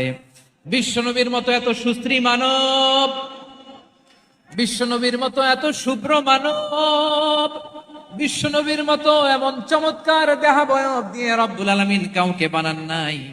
এরকম চমৎকার মানুষটাকে তারা তায়েফের ওই জমিনে রক্তাক্ত করেছে। বিশ্বনবী দুনিয়ার কোনো স্বার্থের জন্য সেখানে যান নাই, নিজের কোনো লাভের জন্য, প্রাপ্তির জন্য যান নাই, তায়েফবাসীদের জাহান্নামের আগুন থেকে বাঁচাতে গিয়েছেন। ঠিক কিনা বলেন? খেয়ে না খেয়ে দিন প্রচারের কাজে নিজেকে দিয়েছ বিলিয়ে, তাইফের কাফিরেরা চিনল না সে আলো, দুষ্ট ছেলেদের পিছু দিল লেলিয়ে, পাথরের আঘাতে ক্ষত বিক্ষত হয়ে সারা শরীর থেকে রক্ত ঝরে। হে রাসূল তোমাকে ভুলি আমি কেমন করে, হে রাসূল তোমাকে ভুলি আমি কেমন করে। পারেন না আপনারা? ধরুন আমার সাথে, হাজার ব্যথা বেদনার পরে ফিরে আসনি তুমি আপন ঘরে, দিনের আলো তুমি ছড়িয়ে দিতে চলে গেলে মদিনায় মক্কা ছেড়ে। হে রাসূল তোমাকে ভুলি আমি কেমন করে, হে রাসূল তোমাকে ভুলি আমি কেমন করে। ঠিক কিনা বলেন? প্রিয় ভাইরা, তায়েফের ছেলেরা নবীকে রক্তাক্ত করলেন, আমার নবী কই যাবে? কই যাবে? মক্কায় জায়গা নাই, তায়েফে জায়গা নাই। তায়েফ থেকে ভারাক্রান্ত মন নিয়ে আমার নবী মক্কায় ফিরে আসলেন। বিশ্ব নবী মক্কায় ঢুকতে পারেন না। মক্কার মরুভূমির দিকে তাকিয়ে, উপত্যকার দিকে তাকিয়ে বিশ্বনবী ধা ধা করে কাঁদেন, ঝরঝর করে। নবীর চেহারা মুবারক থেকে চোখের পানিগুলো বেয়ে বেয়ে পড়ে। আমার জন্মস্থান, আমার শৈশব, কৈশোর, যৌবন কেটেছে এই মক্কায়। আমার এলাকায় আমি ঢুকতে পারি না। বিশ্বনবী মক্কার অনতি দূরে দাঁড়িয়ে জায়েদকে পাঠালেন, জায়েদ যাও দেখো কেউ আমাকে সাপোর্ট করার মতো আছে কিনা, যাও অমুকের কাছে যাও। জায়েদ গেলেন, তারাও প্রত্যাখ্যান করে ফিরিয়ে দেয়। বিশ্বনবী বললেন যাও অমুক লোকের কাছে যাও, তিনিও প্রত্যাখ্যান করে ফিরিয়ে দিলেন। কেউ বিশ্বনবীকে আশ্রয় দিতে রাজি হয় না। নিজ জন্মভূমিতে বিতাড়িত বিশ্বনবী, সর্বশেষ বিশ্বনবী বললেন যাও মুতঈম ইবনে আদির ঘরে যাও। মুতঈম ইবনে আদি মুশরিক, তার কাছে যাও। গেলেন, মুতঈম ইবনে আদি রাজি হয়ে গেল। সুবহানাল্লাহ বলেন। দেখেন অনেক বিপদের সময়ও আমি নিজে সাক্ষী, সামাজিক ভাবে, রাজনৈতিক ভাবে কত ঝঞ্ঝা, কত ষড়যন্ত্র, কত কনস্পাইরেসি পাড়ি দিয়ে আমাদেরকে সামনে এগিয়ে যেতে হয়। এই শত্রুদের ভেতরেও একজনকে দাঁড় করিয়ে দেয় যে আল্লাহর কোরআনের জন্য রেডি হয়ে যায়। পড়েন সুবহানাল্লাহ। মুতঈম ইবনে আদি, আল্লাহ তার মনকে নরম করে দিলেন। মুতঈম বলে, মুহাম্মদ আমি তোমাকে আশ্রয় দিব। তার দুই ছেলেকে পাঠালেন, যাও খোলা তলোয়ার নিয়ে, স্কট দিয়ে, গার্ড অফ অনার দিয়ে মুহাম্মদকে মক্কায় ঢুকাও আর বলো আমি আমান দেব। আমান কি দিব? আমান মানে সিকিউরিটি, নিরাপত্তা। সিকিউরিটি ছাড়া, আমান দেওয়া ছাড়া কেউ থাকতে পারতো না মক্কায়।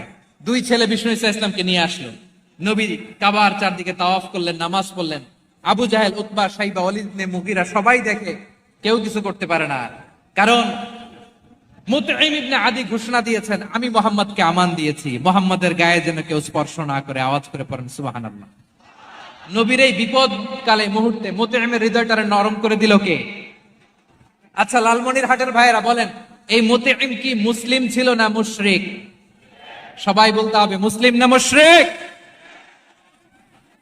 তাহলে মুশরিকের কাছ থেকে নবী পলিটিক্যাল অ্যাসাইলাম, আধুনিক রাষ্ট্রবিজ্ঞানের ভাষায় পলিটিক্যাল অ্যাসাইলাম, যেটাকে বলে রাজনৈতিক আশ্রয়, উনার আমান বা নিরাপত্তার এই ঘোষণায় তিনি মক্কায় ঢুকলেন। যতদিন নিরাপত্তা ছিল ছিলেন। মুতঈম যখন মারা গেল, বিষ্ণু ইসলাম হিজরত করে মদিনায় চলে গেলেন। সুবহানাল্লাহ। কিন্তু মুতঈম যে বিশ্বনবীর উপকার করছে এটা বিশ্বনবী ভুলে নাই। আমাদের অনেকে আছে উপকার করার পরে আর খেয়াল থাকে না, খাওয়ার পরে গলা দিয়ে নামলে আর খেয়াল থাকে না। এরকম আছে না নাই? আমার নবী ভুলে নাই। বদরের প্রান্তরে 70 জন কাফেরকে যখন বন্দী করে বিশ্বনবীর সামনে হাঁটু গেড়ে দাঁড় করানো হলো, বসানো হলো। 70 জন কাফের। কয়জন? বিশ্বনবী তাদের দিকে তাকিয়ে বললেন, সহিহ বুখারীর বর্ণনা, লাউ কানাল মুতঈম ইবনে আদি হাইয়ান সুম্মা কাল্লামানি হাউলাইন নাতনা লা তারাকতুহুম লাহু। বদরের প্রান্তরে 70 জন বন্দী কাফিরের দিকে তাকিয়ে আমার নবী বললেন, আজকে মুতঈম ইবনে আদি যদি বেঁচে থাকতো আর তোমাদের 70 জনের ব্যাপারে যদি মুতঈম এক বাক্যে একটা সুপারিশ করত, তার সম্মানে আজকে তোদের সবাইরে আমি মাফ করে দিতাম। সুবহানাল্লাহ নাই? ওই যে চিল্লাচিল্লি যে কথা বোঝে নাই, কোন জিনিস মিস করছে ওরা নিজেরাও বোঝে নাই। বিশ্বনবী মুতঈমের এই সাহায্যের কথা বলে নাই। 70 জন মুশরিক হাঁটু গেড়ে বসা, নবী চাইলে এখনই এক্সিকিউশন অর্ডার দিতে পারে। তিনি বললেন, আজকে যদি মুতঈম বেঁচে থাকতো আর মুতঈম যদি তোদের জন্য সুপারিশ করতে, আবর্জনাগুলোর ব্যাপারে সুপারিশ করতে, আমি মুহূর্তেই তোদেরকে এমনি মাফ করে দিতাম। এবার বলেন, ইসলাম কি ন্যারো মাইন্ডেড না ব্রড মাইন্ডেড?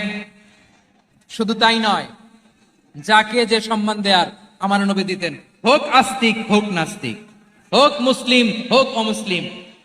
বিষ্ণু ইসলাম যখন রোমান সম্রাটের কাছে চিঠি লিখেছেন, আমার প্রিয় লালমনির হাটের ভাইরা, অল্প কয়েক মিনিট কয়েকটা জরুরি কথা বলবো। এদিকে তাকান, এদিকে তাকান। রোমান সম্রাটের কাছে বিশ্বনবী যখন চিঠি লিখলেন, মিন মুহাম্মদ রাসূলিল্লাহ ইলা হিরাকলা আযীমির রোম। মুহাম্মদের পক্ষ থেকে হিরাক্লিয়াসের কাছে, যিনি হচ্ছেন আযীমির রোম। এটা নবী নিজ থেকে বানায় লিখছেন, অতিরিক্ত সম্মান দিয়ে। কোন রাষ্ট্রপ্রধান যখন আসে তাদেরকে আমরা কি বলি জানেন? তার নামের শেষে HE, এটা লিখতে হয় H.E. মানে হিজ এক্সেলেন্সি। কি লেখে? হিজ এক্সেলেন্সি অথবা ইউর হাইনেস, ইউর ম্যাজেস্টি। দেখেন, বিশ্বনবী সাল্লাল্লাহু আলাইহি ওয়াসাল্লাম সব নবীদেরও নবী। তিনি একজন মুশরিক খ্রিস্টান সম্রাট, রোমান সম্রাটের কাছে চিঠি লিখতে যায়, লিখতেছে ইলা হিরাকলা আযীমির রোম, হিরাক্লিয়াসের কাছে আমার চিঠি, যিনি রোমের আযীম, হিজ হাইনেস, মানে রোমের অনেক সম্মানিত এক বাহাদুর। আওয়াজ করে বলেন সুবহানাল্লাহ। তার মানে যাকে যে সম্মান দেয়ার, এটা বিশ্বনবী দিতেন। এমনকি যে ইহুদিরা ভালো ছিল, এই ইহুদিদেরও প্রশংসা করেছেন বিশ্বনবী মুহাম্মদুর রাসূলুল্লাহ সাল্লাল্লাহু আলাইহি ওয়াসাল্লাম। এক ইহুদির প্রশংসা করেছেন বিশ্বনবী। ইহুদির কার? কার? আমি তো আমার ভাইয়ের প্রশংসা করি না, আমি তো এক আলেম আরেক আলেমরে স্পেস দেই না, আমি তো এক দায়ী আরেক দায়ীর সাথে বসতে চাই না। আমার নবী ইহুদির প্রশংসা করে। কার প্রশংসা? ওই ইহুদির নাম ছিল মুখাইরিক। সিরাত গ্রন্থ ঘাটলে পাবেন। তিনি বলেছেন মুখাইরিক খাইরু ইয়াহুদ, Mukhayriq is the best of the Jews. জুইশদের মধ্যে সে সবচেয়ে ভালো। কেন প্রশংসা করলেন তার? এর কারণ মদিনা চার্টারে কথা ছিল সব ধর্মের মুসলিম, মুশরিক, ইহুদিরা মিলে মদিনাকে রক্ষা করবে। কিন্তু তৃতীয় হিজরিতে যখন উহুদের যুদ্ধ শুরু হলো, সবার কথা ছিল যেই আক্রমণ করে আমরা মদিনাকে বাঁচাবো। কোন শহরকে বাঁচাবো? মদিনাকে। কিন্তু কুরাইশরা যখন অ্যাটাক করলো, ইহুদিরা আর আসে না, ইহুদিরা আর বেরোয় না। বিষ্ণু বললেন, ওহে ইহুদিরা, তোমরা না চুক্তি করলে আমার সাথে যে মদিনা বাঁচাতে সবাই ঝাঁপিয়ে পড়বো, আসো। একটা ইহুদিও বেরোয় না, কেউ আসে নাই সেদিন, একজন ছাড়া। তার নাম মুখাইরেক। তার নাম কি? মুখাইরেক বাহাদুরের মতো ঘোড়সাওয়ার হয়ে বেরিয়ে গেলেন এবং বললেন, গোটা ইহুদি সাম্রাজ্যের একজনও যদি না আসে, আমি মুখাইরেককে কেউ ঘরে আটকে রাখতে পারবে না। বেরিয়ে আসলেন, এসে বললেন, আমি মুহাম্মদের পক্ষে যুদ্ধ করব। আমি মারা গেলে আমার সম্পদ আমার উত্তরাধিকারীরা পাবে না, আমার সম্পদ তোমরা মুহাম্মদকে দিয়ে দিবা। সুবহানাল্লাহ বলেন। উহুদের ময়দানে 70 জন মুসলমান শহীদ হলো। এই ইহুদি, সেও মুসলমানের পক্ষে যুদ্ধ করে নিহত হলো। সুবহানাল্লাহ বলেন। মুসলিমদের লাশ যখন নিয়ে আসা হলো, এই মুখাইরিকের লাশও নিয়ে আসা হলো। মুসলিমদের লাশের পাশে মুখাইরিকের লাশ দেখে বিশ্বনবী মুখাইরিকের প্রতি অনেক খুশি হলেন। আর বিশ্বনবী খুশি হয়ে বললেন, মুখাইরিক খায়রু ইয়াহুদ, মুখাইরিক যদিও তুমি ইহুদি, তারপরে তুমি সব ইহুদিদের মধ্যে সেরা ইহুদি। পড়েন সুবহানাল্লাহ। আমার নবী ইহুদিকেও সম্মান দিতে কার্পণ্য করে নাই। আওয়াজ করে বলেন আল্লাহু আকবার। প্রিয় ভাইরা, এবার সর্বশেষ আওয়াজ করে বলেন, ইসলাম কি ন্যারো মাইন্ডেড নাকি ব্রড মাইন্ডেড? সবাই বলেন, ন্যারো মাইন্ডেড না ব্রড মাইন্ডেড? এজন্য অমুসলিম হইলেই তারা আমাদের শত্রু নয়। শত্রু কারা? এই লালমনিরহাটের ভাইয়েরা শোনেন, শত্রু কারা?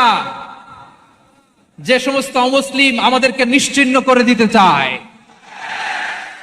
যে সমস্ত অমুসলিম আমাদের ভূখণ্ড থেকে আমাদেরকে তাড়িয়ে দিতে চায়, যে সমস্ত অমুসলিম আমার ধর্ম নিয়ে তুচ্ছ-তাচ্ছিল্য করে, চিল্লায় বলেন ঠিক কিনা, তারা আমাদের শত্রু। সাধারণ অমুসলিমরা আমার শত্রু নয়। এই যে হিন্দুরা থাকে, এরা আমার ভাই, বৌদ্ধরা আমার ভাই, খ্রিস্টানরা আমার ভাই, ইহুদিরা আমার ভাই। তারা দিনই ভাই নয়, তারা মায়ের পেটের ভাই নয়, তারা মানবিক দিক থেকে ভাই। ও মানুষ, আমিও মানুষ। ইসলাম মানুষকে সম্মান করে, চিল্লায় বলো ঠিক কিনা। যারা আমাদের অস্তিত্বকে নিশ্চিহ্ন করতে চায়, যারা আমাদের ভূখণ্ডকে দখল করতে চায়, যারা আমাদেরকে নিয়ে মকারি করে, ফান করে, টিটকারি করে, আমার ধর্ম নিয়ে খেলা করে, তাচ্ছিল্য করে, ওদের বিরুদ্ধে আমাদের জিহাদ। সাধারণ মুসলিম আমাদের শত্রু নয়।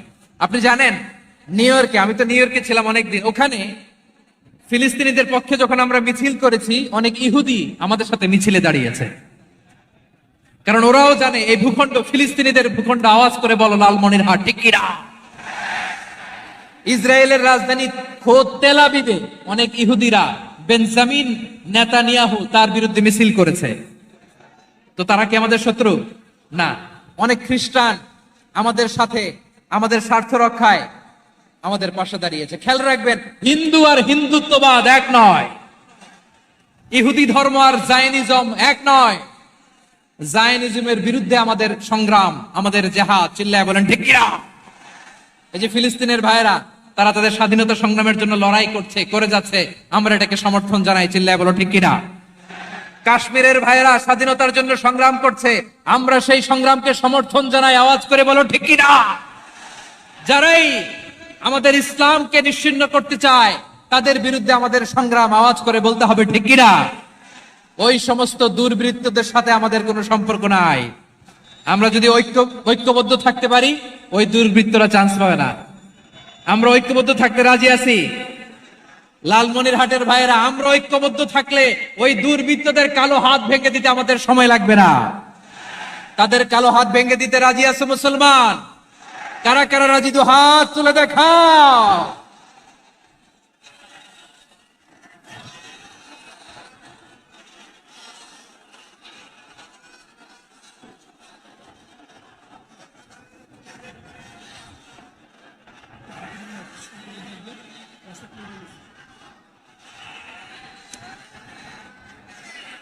আমার প্রাণ প্রিয় লালমনিরহাটের ভাইয়েরা, শত্রু কাফের আর অশত্রু কাফেরের মধ্যে পার্থক্য আছে না নাই?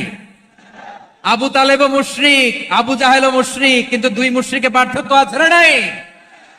আবু তালেব নবীর চাচা, মুশরিক, মারা গিয়েছে মুশরিক অবস্থায়, কিন্তু আজীবন আমার নবীকে আগলে রেখেছে, আমার নবীকে সাপোর্ট করেছে, ভালোবেসেছে। আবু জাহেল মুশরিক, মারা গিয়েছে মুশরিক হিসেবে, আজীবন আমার নবীর বিরুদ্ধাচরণ করেছে।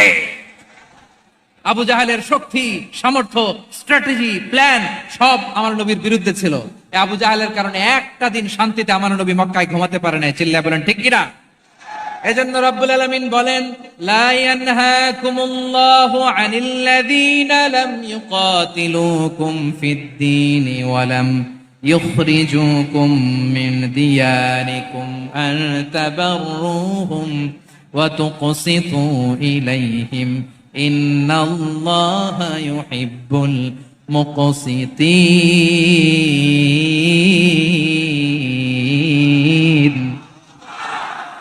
আল্লাহ বলে, গোলামেরা শোনো শোনো, যে সমস্ত অমুসলিম তোমাদের সাথে ধর্মযুদ্ধে লিপ্ত হয় না, তোমাদের বিরুদ্ধে যে সমস্ত অমুসলিম অস্ত্র ধরে না, যে সমস্ত অমুসলিম তোমাদেরকে তোমাদের জন্মস্থান থেকে, ভূখণ্ড থেকে তাড়িয়ে দেয় না, তাদের সাথে ভালো আচরণ করতে আমি আল্লাহ নিষেধ করি নাই। তাদের সাথে সদাচরণে কোনো নিষেধাজ্ঞা নাই, বরং তাদের সাথে সদাচরণ করো, এটাই আমি আল্লাহ চাই।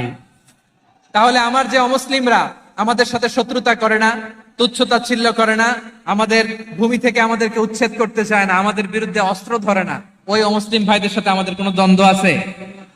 কোনো বিরোধ আছে? বরং আছে ভালোবাসা। বরং আছে কি? এই ভালোবাসা দিয়ে আমরা বিশ্ব জয় করব। রাজি আছে মুসলমান? আমাদের পুঁজি ভালোবাসা। আমাদের পুঁজি কি? এবার আওয়াজ করে বলেন, আমার এই পুরো আলোচনা থেকে দা রিলিজিয়াস কোএক্সিস্টেন্স, পিসফুল কোএক্সিস্টেন্স, শান্তিপূর্ণ সহাবস্থান, কমিউনাল হারমোনি, এই সাম্প্রদায়িক সম্প্রীতি, এই আলোচনা থেকে কি বুঝলেন? ইসলাম কি ন্যারো মাইন্ডেড না ব্রড মাইন্ডেড? এই ব্রড মাইন্ডেড হৃদয় নিয়ে, ভালোবাসা দিয়ে আমরা বিশ্ব জয় করতে চাই। রাজি আছেন? আল্লাহ কবুল করুক, আমরা সবাই পড়ি আমিন। লালমনিরহাটের জেলা স্টেডিয়ামে আমার প্রিয় মায়েরা, বোনেরা, আপনাদের জন্য একটা হাদিস বলে শেষ করব। বিশ্বনবী বলেন, আমার মায়েরা খেয়াল করে শুনুন, বিশ্বনবী আপনাদের উদ্দেশ্য করে বলেন, আল মারআতু ইযা সাল্লাত খামসাহা ওয়া সামাত শাহরাহা হাফিজাত ফুরুজাহা আতাআত বা'লাহা ফালতাদখুল মিন আইয়ি আবওয়াবিল জান্নাতি শাআত। বিশ্বনবী বলেন, ও রমণীরা, ও নারীরা, যে সমস্ত নারী এই চারটা কাজ করবে, এই চারটা কাজের গ্যারান্টি দিবে, তাদেরকে জান্নাতের 8টা দরজার গ্যারান্টি দেয়া হবে। কি চারটা কাজ? 1 নাম্বার, আল মারআতু ইযা সাল্লাত খামসাহা, যে নারী 5 ওয়াক্ত নামাজ পড়ে। কি করে? জেলা স্টেডিয়ামে অবস্থানরত আমার নারীরা, বোনেরা, বিশ্বনবী আপনাদেরকে 4টা কাজের কথা বলেছেন, খুব বেশি না। 4টা করলে 8 জান্নাতের দরজা সব খোলা। কোনটা দিয়ে যাবে? যেটা দিয়ে মনে চায়। 1 নাম্বার 5 ওয়াক্ত নামাজ। আমার বোনেরা জোহরের নামাজ পড়তে পড়তে এটা আসরে নিয়ে যায়, আসর পড়তে পড়তে এটা মাগরিবে নিয়ে যায়, এরকম আছে না নাই? লালমনিরহাটে হয়তো নাই। আমার বোনেরা এটা করবেন না। ইন্নাস সালাতা কানাত আলাল মুমিনিনা কিতাবাম মাওকুতা, সময় মতো পড়বেন। সামাত শাহরা, রমাদানের রোজাগুলো রাখবেন। হাফিজাত ফুরুজাহা, যে নারী তার চরিত্রকে হেফাজত করে, তার প্রাইভেট হেফাজত করে, তার লজ্জাস্থান হেফাজত করে। ও মায়েরা, আপনার এই গর্ভ যে কত দামি আপনি জানেন না। আপনার এই গর্ভ থেকে জন্মাবে আগামীর সালাহুদ্দিন আল আইয়ুবী। আপনার গর্ভ থেকেই জন্মাবে ইমাম আল মাহদি আল মুনতাজার। আপনার পেট থেকে জন্মাবে আবু সাইদের মতো বীর সৈনিক। আপনার পেট থেকে জন্মাবে মুগ্ধের মতো বীর মুজাহিদ। আপনি জানেন না কে আসবে আপনার পেট থেকে। সময়টাকে কাজে লাগান, ইসলামকে বুঝেন, মানেন, আমাদের ইসলামিক লেকচারগুলো শোনেন।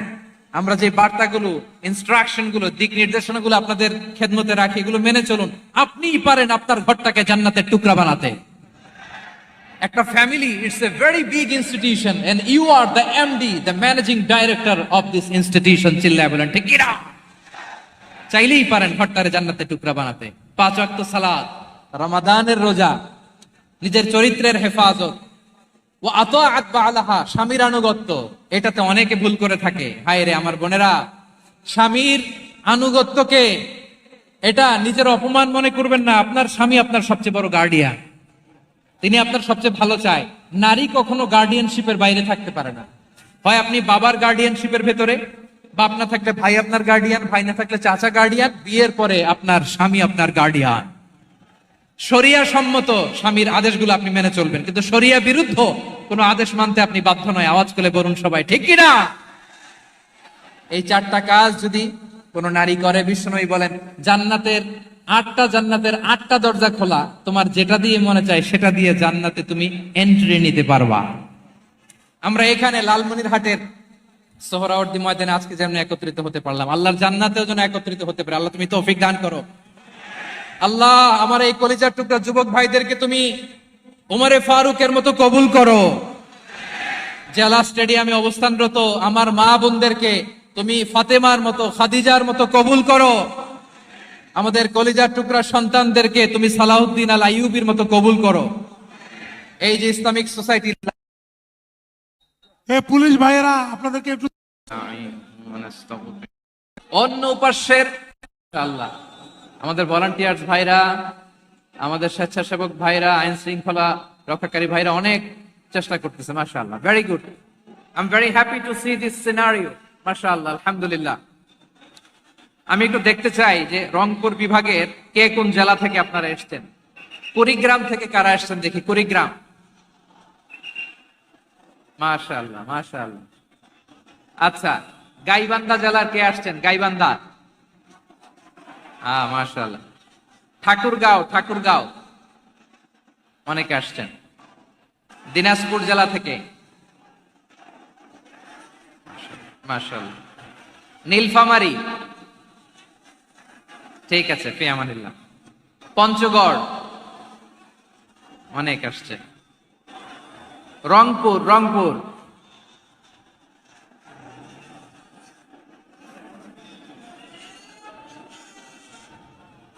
মাশাআল্লাহ মাশাআল্লাহ, ঠিক আছে। লালমনিরহাটের কারা দেখি? লালমনিরহাট,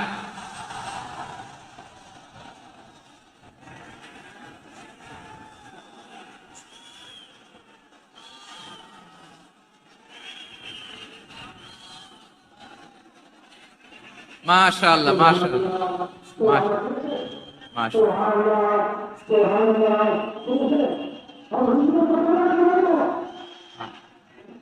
ঠিক আছে। আচ্ছা, এই রংপুর বিভাগের বাইরে থেকে অন্য জেলার কারা কারা আসছেন দেখি? তাও আছে অনেকে, মাশাআল্লাহ, ঠিক আছে। আজকের প্রোগ্রামে উপস্থিত আছেন প্রধান অতিথি হিসেবে অধ্যক্ষ আসাদুল হাবিব দুলু ভাই, সাংগঠনিক সম্পাদক বিএনপি, জাতীয় নির্বাহী কমিটি সভাপতি, জেলা বিএনপি লালমনিরহাট।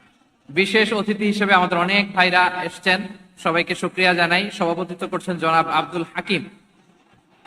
আইন শৃঙ্খলা বাহিনী, প্রশাসন, ভলান্টিয়ার্স, শুনেছি আমি প্রায় 5000 ভলান্টিয়ার্স আপনারা নিয়োগ দিয়েছেন। আলহামদুলিল্লাহ, অনেক গোছালো প্রোগ্রাম।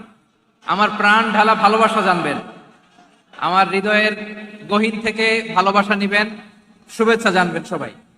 ঠিক আছে। প্রিয় ভাইরা, আমরা আর কাল বিলম্ব না করে মূল আলোচনায় চলে যেতে চাই। আজকে যে টপিকের উপর আমি কথা বলবো, টপিকটা হচ্ছে peaceful coexistence and communal harmony, শান্তিপূর্ণ সহাবস্থান এবং সাম্প্রদায়িক সম্প্রীতি। আমাদের বাংলাদেশে সাম্প্রদায়িক সম্প্রীতি আছে না নাই? আবহমান কাল থেকে আমরা মুসলিম, হিন্দু, বৌদ্ধ, খ্রিস্টান, পাহাড়ি, নৃগোষ্ঠী মিলেমিশে একাকার, আমরা সবাই মিলে বাংলাদেশ। আওয়াজ করে বলেন ঠিক কিনা? আমাদের পারস্পরিক সম্প্রীতি, ভালোবাসা, সৌহার্দ্যপূর্ণ আচরণ, বোঝাপড়া, এটা বেশ মজবুত, বেশ মজবুত। তবে মাঝে মাঝে আমাদের এই সম্প্রীতির ভেতরে অনেকে ফাটল ধরাতে চায়। আমরা যে সুখে আছি, শান্তিতে আছি, এটা অনেকের ভালো লাগে না, ঠিক কিনা বলেন? আমাদের মধ্যে সাম্প্রদায়িক সম্প্রীতি, সৌহার্দ্যপূর্ণ আচরণ, ভালোবাসা, এটা আবহমান কাল ধরে আছে।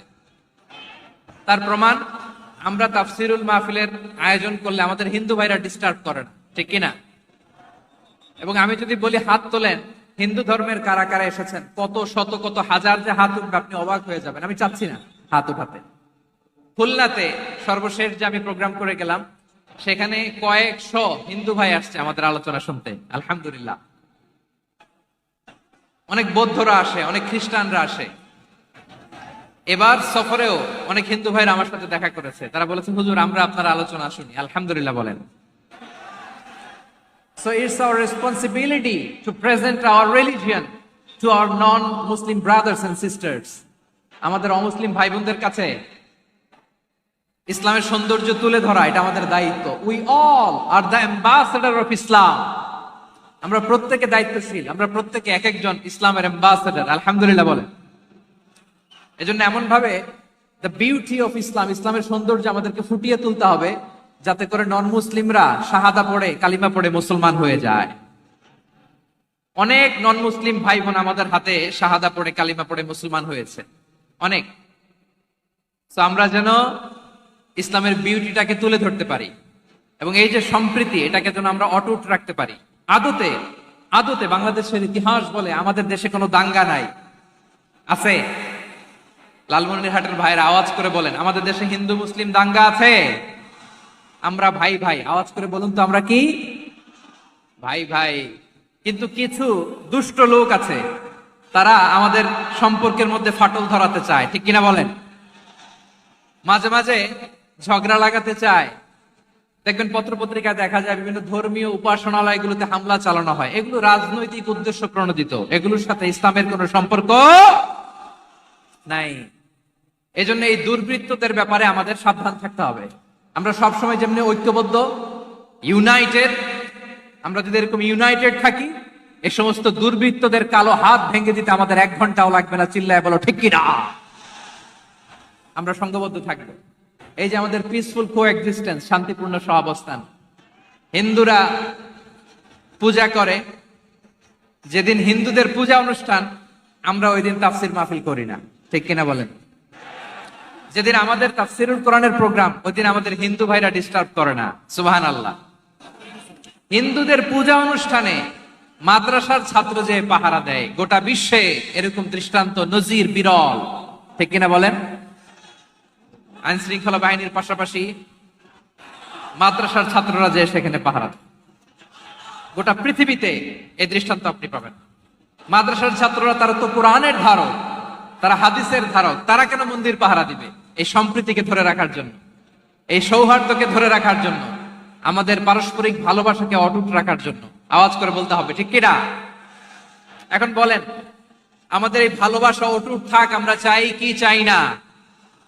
আমরা হিন্দু মুসলিম মিলেমিশে শান্তিপূর্ণ সহাবস্থান, সাম্প্রদায়িক সম্প্রীতি।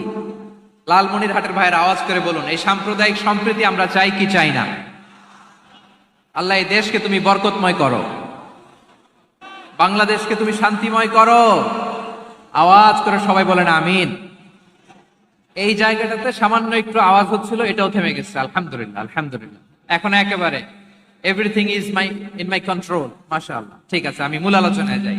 প্রিয় ভাইরা, আমি বলেছিলাম আমার আলোচনার বিষয় হচ্ছে শান্তিপূর্ণ সহাবস্থান, সাম্প্রদায়িক সম্প্রীতি। আমরা দেখব ইসলাম আমাদেরকে কি কি দিক নির্দেশনা দেয়। শান্ত হইতে হবে। খরগোশের কানের মতো কান দুটো আমার দিকে করে রাখেন। আমি এখনো উঠে যাব, হাত নাড়ায় লাভ নাই, আমি উঠে যাব। তাকায় থাকো আর কান খাড়া, আওয়াজ হবে না। হ্যাঁ, মাশাআল্লাহ মাশাআল্লাহ, ঠিক আছে। আমরা দেখবো যে রাসূল সাল্লাল্লাহু আলাইহি ওয়াসাল্লাম এই পিসফুল কোএক্সিস্টেন্সের জন্য আমাদের কি শিখিয়েছেন, কি কি গাইডলাইন দিয়েছেন। আমরা 1 2 3 4 করে এগুলো আপনাদের সাথে শেয়ার করব। আমি আপনাদের খেদমতে সূরাতুল আনআমের 108 নম্বর আয়াত তেলাওয়াত করেছি। এখানে আল্লাহ রাব্বুল ইজ্জা ওয়াল জালাল তিনি ইরশাদ করছেন, ওয়ালা তাসুবুল্লাযীনা ইয়াদউনা মিন দুনিল্লাহি ফায়াসুবুল্লাহা আদওয়ান বিগাইরি ইলম কাযালিকা যায়্যান্না লিকুল্লি উম্মাতিন আমালাহুম থুম্মা ইলা রাব্বিহিম মারজিউহুম ফায়ুনাব্বিউহুম বিমা কানু ইয়ামালুন। রব্বুল আলামিন বলেন, গোলাম ও আমার ইমানদার বান্দারা শোনো শোনো, ও আমার বিশ্বাসী বান্দারা শোনো শোনো, লা তাসুবুল্লাযীনা ইয়াদউনা মিন দুনিল্লাহ ফায়াসুবুল্লাহা আদওয়ান বিগাইরি ইলম। ও আমার বিশ্বাসী বান্দারা, যারা আল্লাহকে ব্যতি রেখে, আল্লাহকে বাদ দিয়ে অন্য উপাস্যকে ডাকে, দেবীর পূজা করে, দেবতাদের পূজা করে, তোমরা খবরদার তাদের গালি দিও না। আওয়াজ করে বলেন, কি দিও না? আল্লাহ বলেন, ও বিশ্বাসীরা শোনো, যারা আল্লাহকে বেছে রেখে দেব দেবীর পূজা করে, অন্য উপাস্যের পূজা করে, তাদেরকে ডাকে, ওই দেবতাদেরকে তোমরা গালি দিও না। যদি ওই দেবতাদেরকে গালি দাও, তাহলে ভুলবশত, শত্রুতা বশত তারা তোমাদের রব আল্লাহকে গালি দেবে, ঠিক কিনা? তোমরা যদি তাদের দেবতাদের গালি দাও, ওরা রেগে তোমার আল্লাহরে গালি দিবে, তাহলে আল্লাহরে গালি খাওয়ানোর কারণ হয়ে গেলাম আমি, ঠিক কিনা বলেন?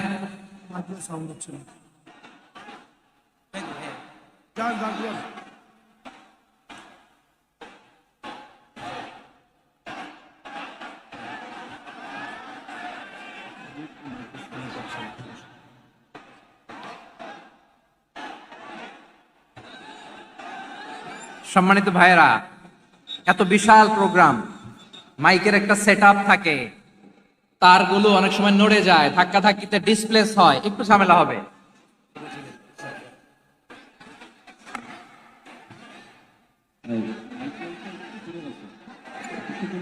ব্যাস ব্যাস ব্যাস, হ্যাঁ,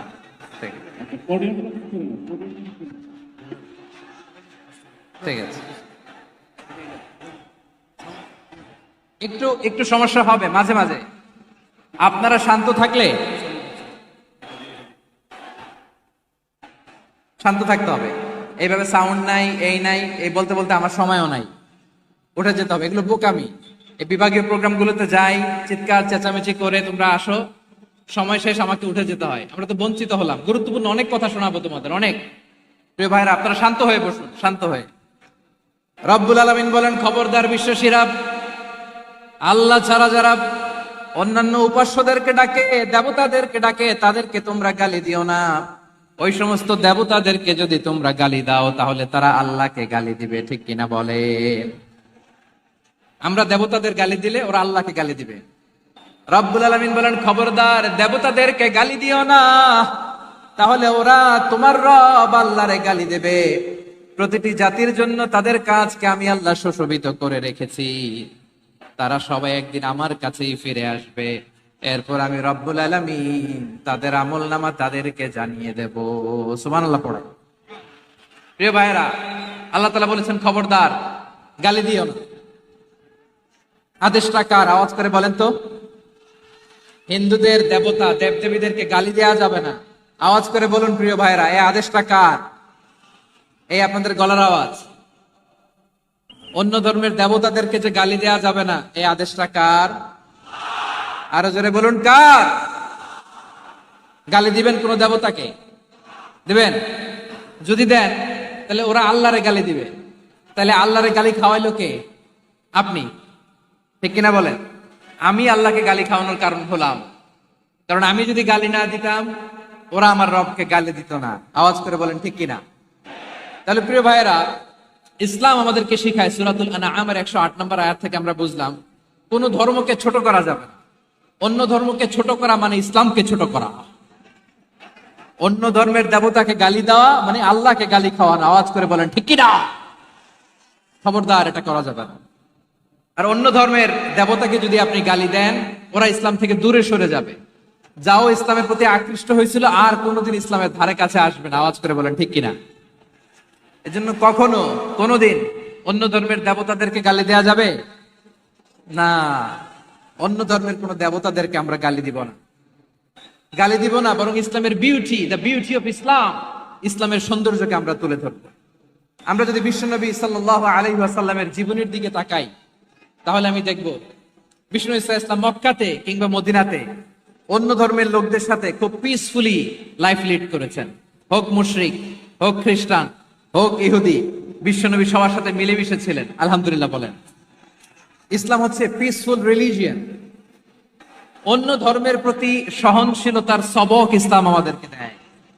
কিন্তু প্রতিটি মুসলিমের এটা মনে রাখতে হবে, আল্লাহর কাছে পছন্দনীয় গ্রহণযোগ্য ধর্ম, জীবনাদর্শ একটি, সেটা হচ্ছে ইসলাম। আওয়াজ করে বলেন সেটা কি? লালমনিরহাটের ভাইয়েরা আওয়াজ করে বলুন, আল্লাহর কাছে মনোনীত ধর্ম একটি, সেটা কি?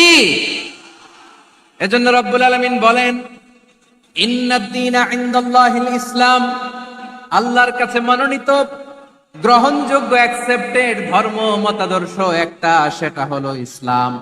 ইসলাম ছাড়া অন্য কোন ধর্ম যদি কেউ তালাশ করে, তার ওই ধর্ম আল্লাহ গ্রহণ করবে না। ওমাই ইয়াবতাগি গায়রাল ইসলামি দীনান ফালাই ইউকবালা মিন ওয়া হুয়া ফিল আখিরাতি মিনাল খাসিরিন। Whoever seek anything except Islam, that won't be accepted from him, and he will be loser in the day of judgment. কিয়ামতের দিন ইসলাম ছাড়া কেউ যদি অন্য কোন ধর্ম তালাশ করেছে দুনিয়াতে, তার এই মতাদর্শ গ্রহণ করা হবে না, and he will be loser. সে হবে লুজার, ক্ষতিগ্রস্ত, হাই হাই কোম্পানির ম্যানেজার। ওর আমও শেষ, সালাও শেষ। আওয়াজ করে বলেন ঠিক কি না? এজন্য ইসলাম পেয়ে আমরা খুশি না বেজার? প্রত্যেক নামাজ শেষে আমরা আল্লাহরে বলি, আল্লাহ রাদিতু বিল্লাহি রাব্বা ওয়া বিল ইসলামি দীনা ওয়া বি মুহাম্মাদিন নাবিয়ান ওয়া রাসূলা। ও আল্লাহ, তোমারে রব হিসেবে পেয়ে আমরা খুশি। ও আল্লাহ, ইসলামকে ধর্ম হিসেবে পেয়ে আমরা খুশি। বিশ্ব নবীকে আমাদের রাসূল পেয়ে আমরা খুশি। ঠিক কিনা বলে? ইসলাম ছাড়া অন্য কোন ধর্ম আমরা গ্রহণ করব না। ঠিক কিনা বলেন? আল্লাহর কাছে অ্যাকসেপ্টেড রিলিজিয়ন একটা, সেটা ইসলাম। তো বিশ্বনবী সাল্লাল্লাহু আলাইহি ওয়াসাল্লাম মক্কাতে কিংবা মদিনাতে খুব পিসফুলি এক্সিস্ট করেছেন, যে কোনো ধর্মের সাথে মিলেমিশে চলেছেন। তার প্রমাণ আমরা যদি রাসূল সাল্লাল্লাহু আলাইহি ওয়াসাল্লামের বায়োগ্রাফির দিকে তাকাই, তাহলে দেখব তিনি মুশরিকদের সাথে পিস ট্রিটি করেছেন, শান্তি চুক্তি, পিস ট্রিটি, পিস এগ্রিমেন্ট। আপনারা হুদাইবিয়ার সন্ধির নাম শুনেছেন? আমার লালমনিরহাটের কলিজার টুকরা ভাইয়েরা, হুদাইবিয়ার সন্ধির নাম আপনারা শোনেন নাই? 6ষ্ঠ হিজরিতে বিষ্ণু ইসলাম মুশরিকদের সাথে এই ট্রিটি করেছেন, চুক্তি। কাদের সাথে? মুশরিকদের সাথে। আমরা তো মুসলমান বসতে পারি না। আমরা দুই মুসলিম ভাই একসাথে বসে চা খেতে পারি না, গল্প করতে পারি না। বিষ্ণু ইসলাম মুশরিকদের সাথে ট্রিটি করেছেন, হুদাইবিয়ার সন্ধি। এই সন্ধির আগে মক্কা থেকে কেউ মদিনায় যেতে পারে না, মদিনা থেকে কেউ মক্কায় যেতে পারে না। কিন্তু এই সন্ধির পরে ট্রাফিক স্বাভাবিক হয়ে গেল। মক্কার লোকেরা মদিনায় আসতে পারে, মদিনার লোকেরা মক্কায় আসতে পারে। এটাকে বলে সুলহ Hudaybiyyah, the peace agreement of Hudaybiyyah, শান্তি চুক্তি। আমরা পৃথিবীতে এখন অনেক শান্তি চুক্তির নাম শুনি, এগুলো সব the piece treaty of Hudaibiya থেকে কপি করা। আল্লাহু আকবার। তাহলে বিশ্বনবী সাল্লাল্লাহু আলাইহি সাল্লাম তিনি যে শান্তিপূর্ণ সহাবস্থানে বিশ্বাসী ছিলেন, মুসলমানেরা যে অন্য ধর্মের প্রতি সহনশীল, তার প্রমাণ হচ্ছে এই পিস ট্রিটি।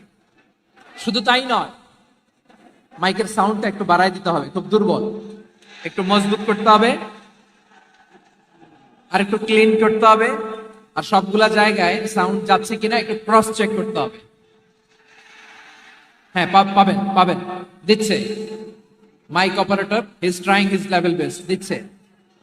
মাইক অপারেটর যিনি আছেন, প্রতিটি জায়গায় প্রতিটি সাউন্ড বক্সে যেন আওয়াজ পাওয়া যায়, একটু ক্রস চেক করেন, সাউন্ডটাকে একটু স্ট্রং করে দেন। হ্যাঁ, ঠিক আছে, মাশাআল্লাহ। এদিকে তাকান, এদিকে। মক্কার পার্ট গেল, পিস এগ্রিমেন্ট করলেন, শান্তি চুক্তি। বিষ্ণু ইসলাম মদিনায় যে কি করলেন? মদিনায় যে বিষ্ণু ইসলাম মদিনা চার্টার করলেন, মদিনা সনদ, সাহিফাতুল মদিনা, এটার বলে মদিনা চার্টার। এই যে ওয়েস্টে, ইউরোপে, আমেরিকাতে তারা অনেক চার্টার করে, এই সব চার্টার মদিনা চার্টার থেকে কপি করা। আওয়াজ করে পড়েন সুবহানাল্লাহ। বিষ্ণু ইসলাম মদিনায় গেলেন, মদিনাতে মুসলিম, মুশরিক, ইহুদি, এই তিন ধর্মের লোক মিলে সব স্টেক হোল্ডার যারা আছে সবাইকে নিয়ে বিষ্ণু ইসলাম মদিনা চার্টার করলেন, মদিনা সনদ। পড়েন সুবহানাল্লাহ। শুধু তাই নয়, মক্কাতে বিশ্বনবী পিস এগ্রিমেন্ট করলেন, শান্তি চুক্তি মুশরিকদের সাথে। মদিনাতে যে বিশ্বনবী মদিনা চার্টার করলেন, মদিনা সনদ করলেন ইহুদিদের সাথে।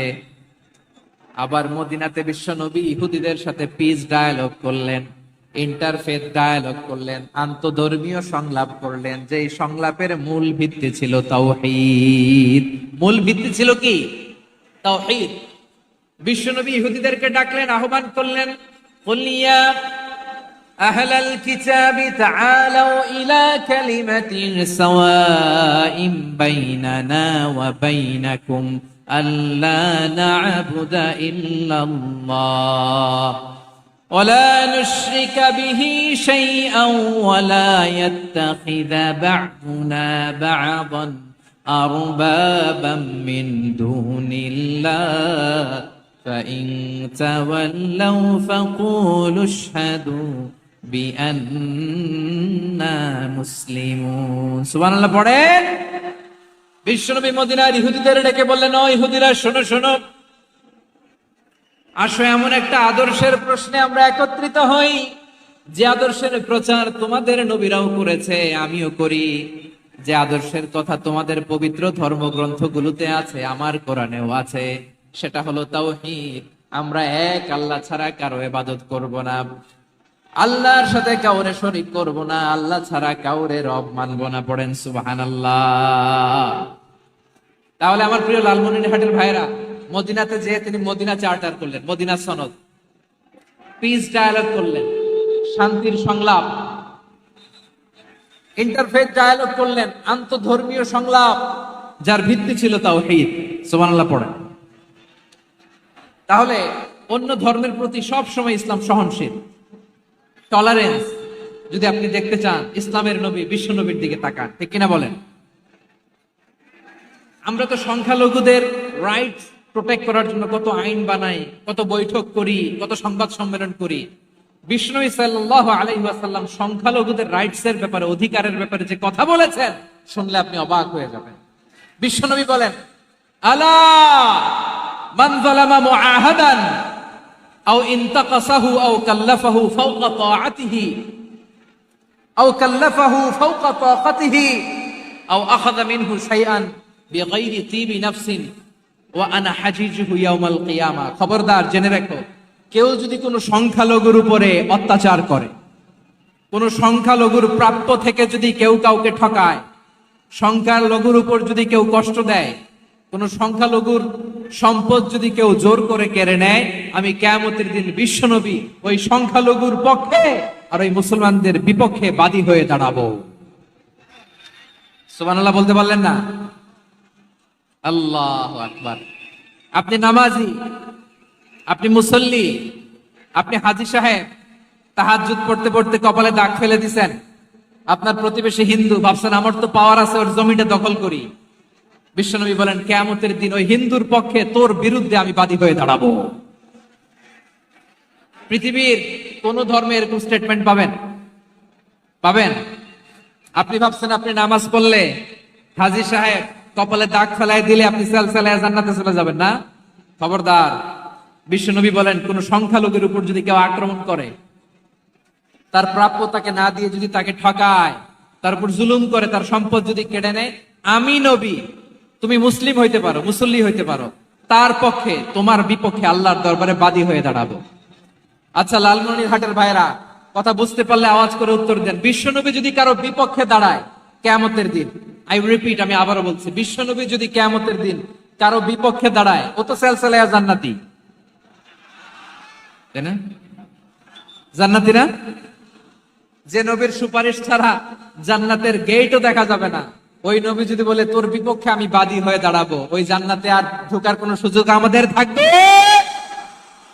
এখানেই শেষ না আমার প্রিয় লালমনিরহাটের ভাইয়েরা, এখানেই শেষ নয়। বিশ্বনবী বলেন, মান খাতালা মুআহাদান, বুখারীর বর্ণনা, মান খাতালা মুআহাদান লাম ইয়ারাহ রাইহাতাল জান্নাহ।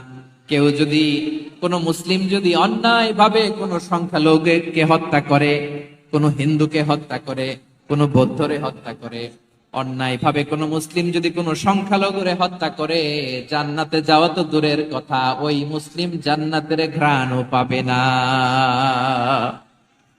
সেই বুখারীর বর্ণনা, মান খাতালা মুআহাদান লাম ইয়ারাহ রাইহাতাল জান্নাহ ওয়া ইন্না রিহাহা লা ইউজাদু মিন মাসিরাতি 40 আমা। যে জান্নাতের ঘ্রাণ 40 বছর দূরের রাস্তা থেকেই পাওয়া যায়। সুবহানাল্লাহ পড়েন। প্রিয় ভাইরা, এখান থেকে জান্নাতে পৌঁছতে লাগবে 40 বছর। এত দূর, কত বছর? সবাই বলেন কত বছর? এখান থেকে জান্নাতে পৌঁছতে লাগবে 40 বছর। এত দূরে থাকতেই জান্নাতের ঘ্রাণ আপনার নাকে এসে ধাক্কা মারবে।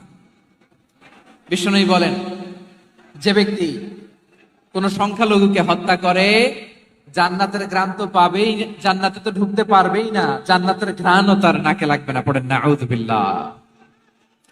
তাহলে সংখ্যালঘুদের ব্যাপারে ইসলামে অধিকার দেয়া আছে না নাই? লালমনিরহাটের ভাইয়ের আওয়াজ করে বলেন, আমার সংখ্যালঘু হিন্দু ভাইদের রাইটস, অধিকার আমাদের ইসলামে প্রোটেক্টেড আছে না নাই? এখানেই শেষ না। বিষ্ণু ইসলাম আপনার অমুসলিম প্রতিবেশীর সাথে ভালো আচরণ করতে বলেছে। আমাদের হয় না, এটা মুসলিম পাড়া, ওটা বৌদ্ধ পাড়া, হয় না? অনেক সময় হয় না, এটা আমাদের মুসলিম পাড়া, ওইটা হিন্দু পাড়া, এরকম আছে না নাই? লালমনিরহাটে নাই না? আছে? হিন্দু যদি আপনার প্রতিবেশী হয়, কি করবেন? ওরে কষ্ট দিবেন নাকি? কেন? ও তো হিন্দু, ও তো আমার আল্লাহরে ডাকে না, ওরে কষ্ট দিলে জায়েজ হবে না? খবরদার। বিষ্ণু ইসলাম বলেন, মান কানা ইউমিনু বিল্লাহ ওয়াল ইয়াউমিল আখির ফালিউকরিম জারাহ। যে আল্লাহ বিশ্বাস করে আর আখিরাতে বিশ্বাস করে, সেজন্য প্রতিবেশীর সাথে ভালো আচরণ করে। সুবহানাল্লাহ। কলিজা জুড়ায় যায় না আমার নবীর কথাগুলো শুনলে? যে আল্লাহ বিশ্বাস করে, যে আখিরাতে বিশ্বাস করে, সেজন্য প্রতিবেশীর সাথে ভালো আচরণ করে। এখানে বলছে মুসলিম প্রতিবেশী, বলছে নামাজি প্রতিবেশী, বলছে আল্লাহওয়ালা প্রতিবেশী, বলছে না। প্রতিবেশী আস্তিক হোক নাস্তিক হোক, প্রতিবেশী মুমিন হোক মুশরিক হোক, প্রতিবেশী হইলেই তার সাথে ভালো আচরণের দরকার আছে না নাই?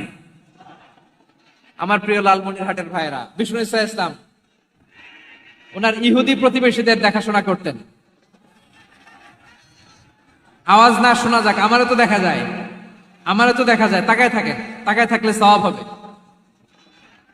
কোরআনের কথা যেখান থেকে হয়, এদিকে তাকায় থাকলেই বরকত। তাকায় থাকেন। জি জি, মাইক, আমি তার মাইক ঠিক করতে আসি না এদিকে, এই মাইক ঠিক করব, ওই মাইক ঠিক করব, ওদিকে পাইলট বলবে হুজুর চলে আসেন। জি বসুন, বসুন, মাশাআল্লাহ। হ্যাঁ, খুব শান্ত, ঠিক আছে। পুলিশ ভাইরা না খেয়ে দিনরাত আপনারা যাতে সুশৃঙ্খল একটা প্রোগ্রাম উপহার পান, এটাই চেষ্টা করতেছে। আপনাদেরকে কষ্ট দিতে আসে নাই, একটু একটু সহযোগিতা করেন। জি মাশাআল্লাহ। হ্যাঁ, ঠিক আছে। আমার প্রিয় ভাইরা, প্রতিবেশী আস্তিক হোক নাস্তিক হোক, মুসলিম হোক হিন্দু হোক, তার সাথে ভালো আচরণ করতে হবে। বিষ্ণু ইসলাম ওনার ইহুদি প্রতিবেশীর বাসায় যেতেন। কোন প্রতিবেশী? ইহুদি। আওয়াজ করে বলেন, কোন প্রতিবেশী? ইহুদি। এক ইহুদি কিশোর বিষ্ণু ইসলামের খেদমত করতে, ইহুদি ছেলে আমার নবীর খেদমত করতো। তারা ছিল নবীর প্রতিবেশী। তো অনেকদিন হয় ইহুদি ছেলেটা আসে না, বিষ্ণুনবী খোঁজ দিলেন, ঘটনা কি? একটা ইহুদি ছেলে না আমার খেদমতে আসতো, ছেলেটা কই? খোঁজ নিয়ে জানলেন ছেলেটা অসুস্থ। বিষ্ণু ইসলাম ওই ইহুদির বাড়িতে চলে গেলেন ওই ছেলেটাকে দেখা করার জন্য, ভিজিট করার জন্য। সুবহানাল্লাহ পড়বেন না? গেলেন, যে দেখে ইহুদি ছেলেটা মুমূর্ষ, জান জান যায় যায় ভাব, বিছানায় পড়ে আছে, তার বাবা দাঁড়ানো। বিশ্বনবী তার মাথার পাশে বসলেন, মাথায় হাত বুলিয়ে দিলেন, আর ছেলেটাকে বললেন, আসলিম, হে ইহুদি ছেলে, আসলিম, ইসলাম ধর্ম গ্রহণ করো। তো ছোট্ট ছেলে ভাবে আমরা ইহুদি, এখন ইসলাম ধর্ম গ্রহণ করলে আব্বা যদি বকা দেয়, ফানাযারা ইলা ওয়াজহি আবি, ছেলেটা তার বাবার চেহারার দিকে তাকালো, দেখি আব্বা কি করে। আব্বা যদি বলে তাইলে ইসলাম ধর্ম গ্রহণ করবে। ইহুদি ছেলেটা তার বাবার দিকে যখন তাকালো, ওর বাবা বলে, আতিয়া আবুল কাসিম, আবুল কাসিম যা বলে তাই করো। আবুল কাসিম হচ্ছে বিষ্ণু ইসলামের একটা কুনিয়াত, উপনাম। আমার রাসূলের বড় ছেলের নাম ছিল কাসেম। যেমন দেখবেন আমাদের এলাকায় কারো বড় ছেলের নাম যদি হয় আব্দুল্লাহ, এরা আব্দুল্লাহর বাপ বলে ডাকে। কারো বড় মেয়ের নাম যদি হয় ফাতেমা, এরা কি ডাকে? ফাতেমার বাপ বলে না?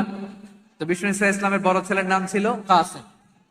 ইহুদি বাবা বলল, আতিয়া আবুল কাসেম, আবুল কাসেম যা বলে তাই শোনো, মানে মোহাম্মদ যা বলে তাই শোনো।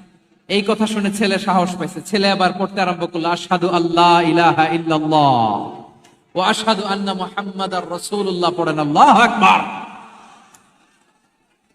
বিশ্বনবীর আহ্বান শুনে ওই আহ্বানে সাড়া দিয়ে ইহুদি ছেলে শাহাদা পড়ে মুসলমান হয়ে গেল। তার হৃদয়টারে ঈমানের নূর দিয়ে আলোকিত করে দিল কে?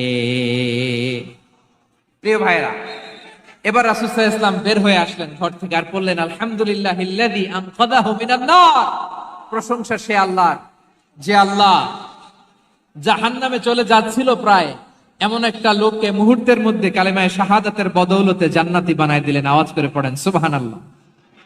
এই হাদিস থেকে আমরা কি শিখলাম? What is the moral of the story? এক নাম্বার স্টোরি হলো, প্রতিবেশী ইহুদি হোক হিন্দু হোক, যাবেন, সুসম্পর্ক রাখবেন, উপহার দিবেন, বিপদে পাশে দাঁড়াবেন, তাইলেই তো আপনাদের প্রতি, মুসলমানদের প্রতি তারা আকৃষ্ট হবে, ঠিক কিনা বলেন?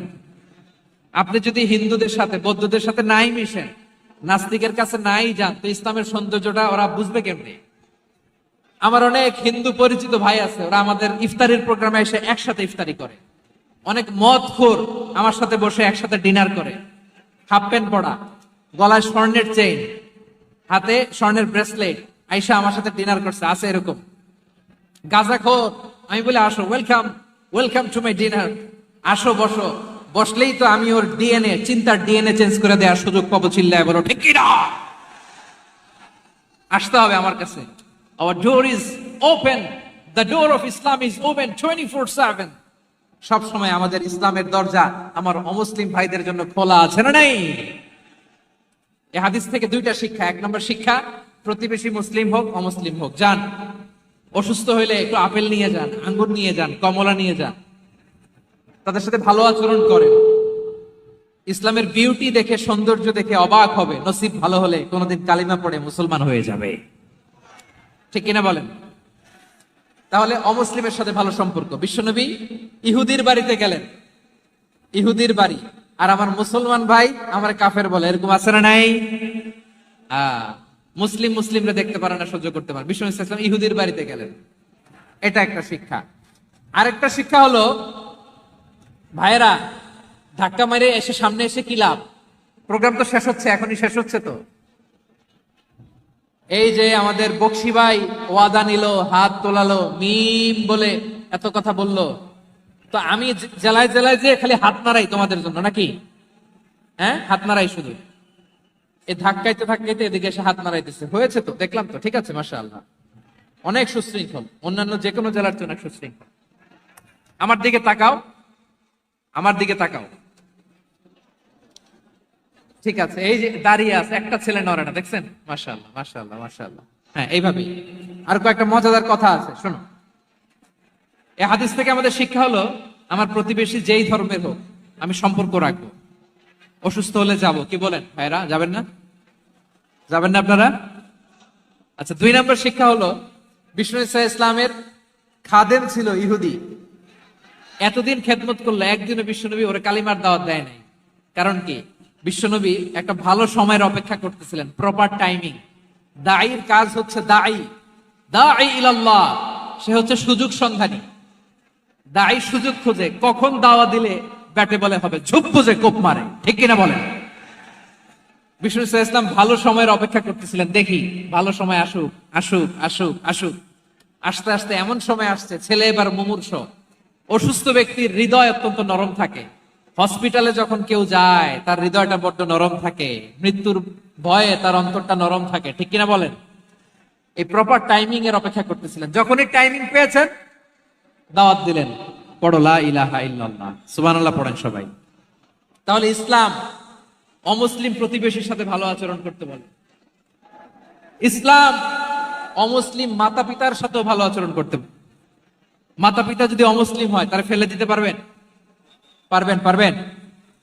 আমার লালমনিরহাটের ভাইয়েরা, অনেক হিন্দু ছেলে আমাদের হাতে শাহাদা পড়ে মুসলিম হয়, কিন্তু ওর মা মুসলমান হয় নাই, বাবাও হয় নাই। এরকম আছে না নাই?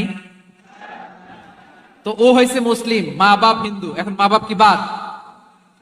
হ্যাঁ, মা বাপ বাদ দেয়া যাবে?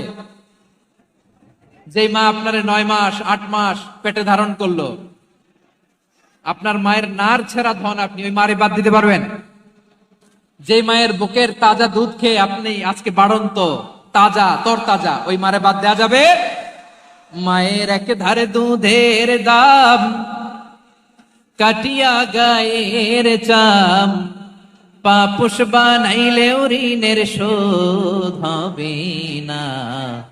এমন দরদি ভাবে কেউ হবে না আমার মাগো। মায়ের এক ধারে দুধের দাম, কাটিয়া গায়ের চাম, পাপুষ বানাইলেও ঋণের শোধ হবে না। এমন দরদি ভাবে কেউ হবে না আমার মাগো,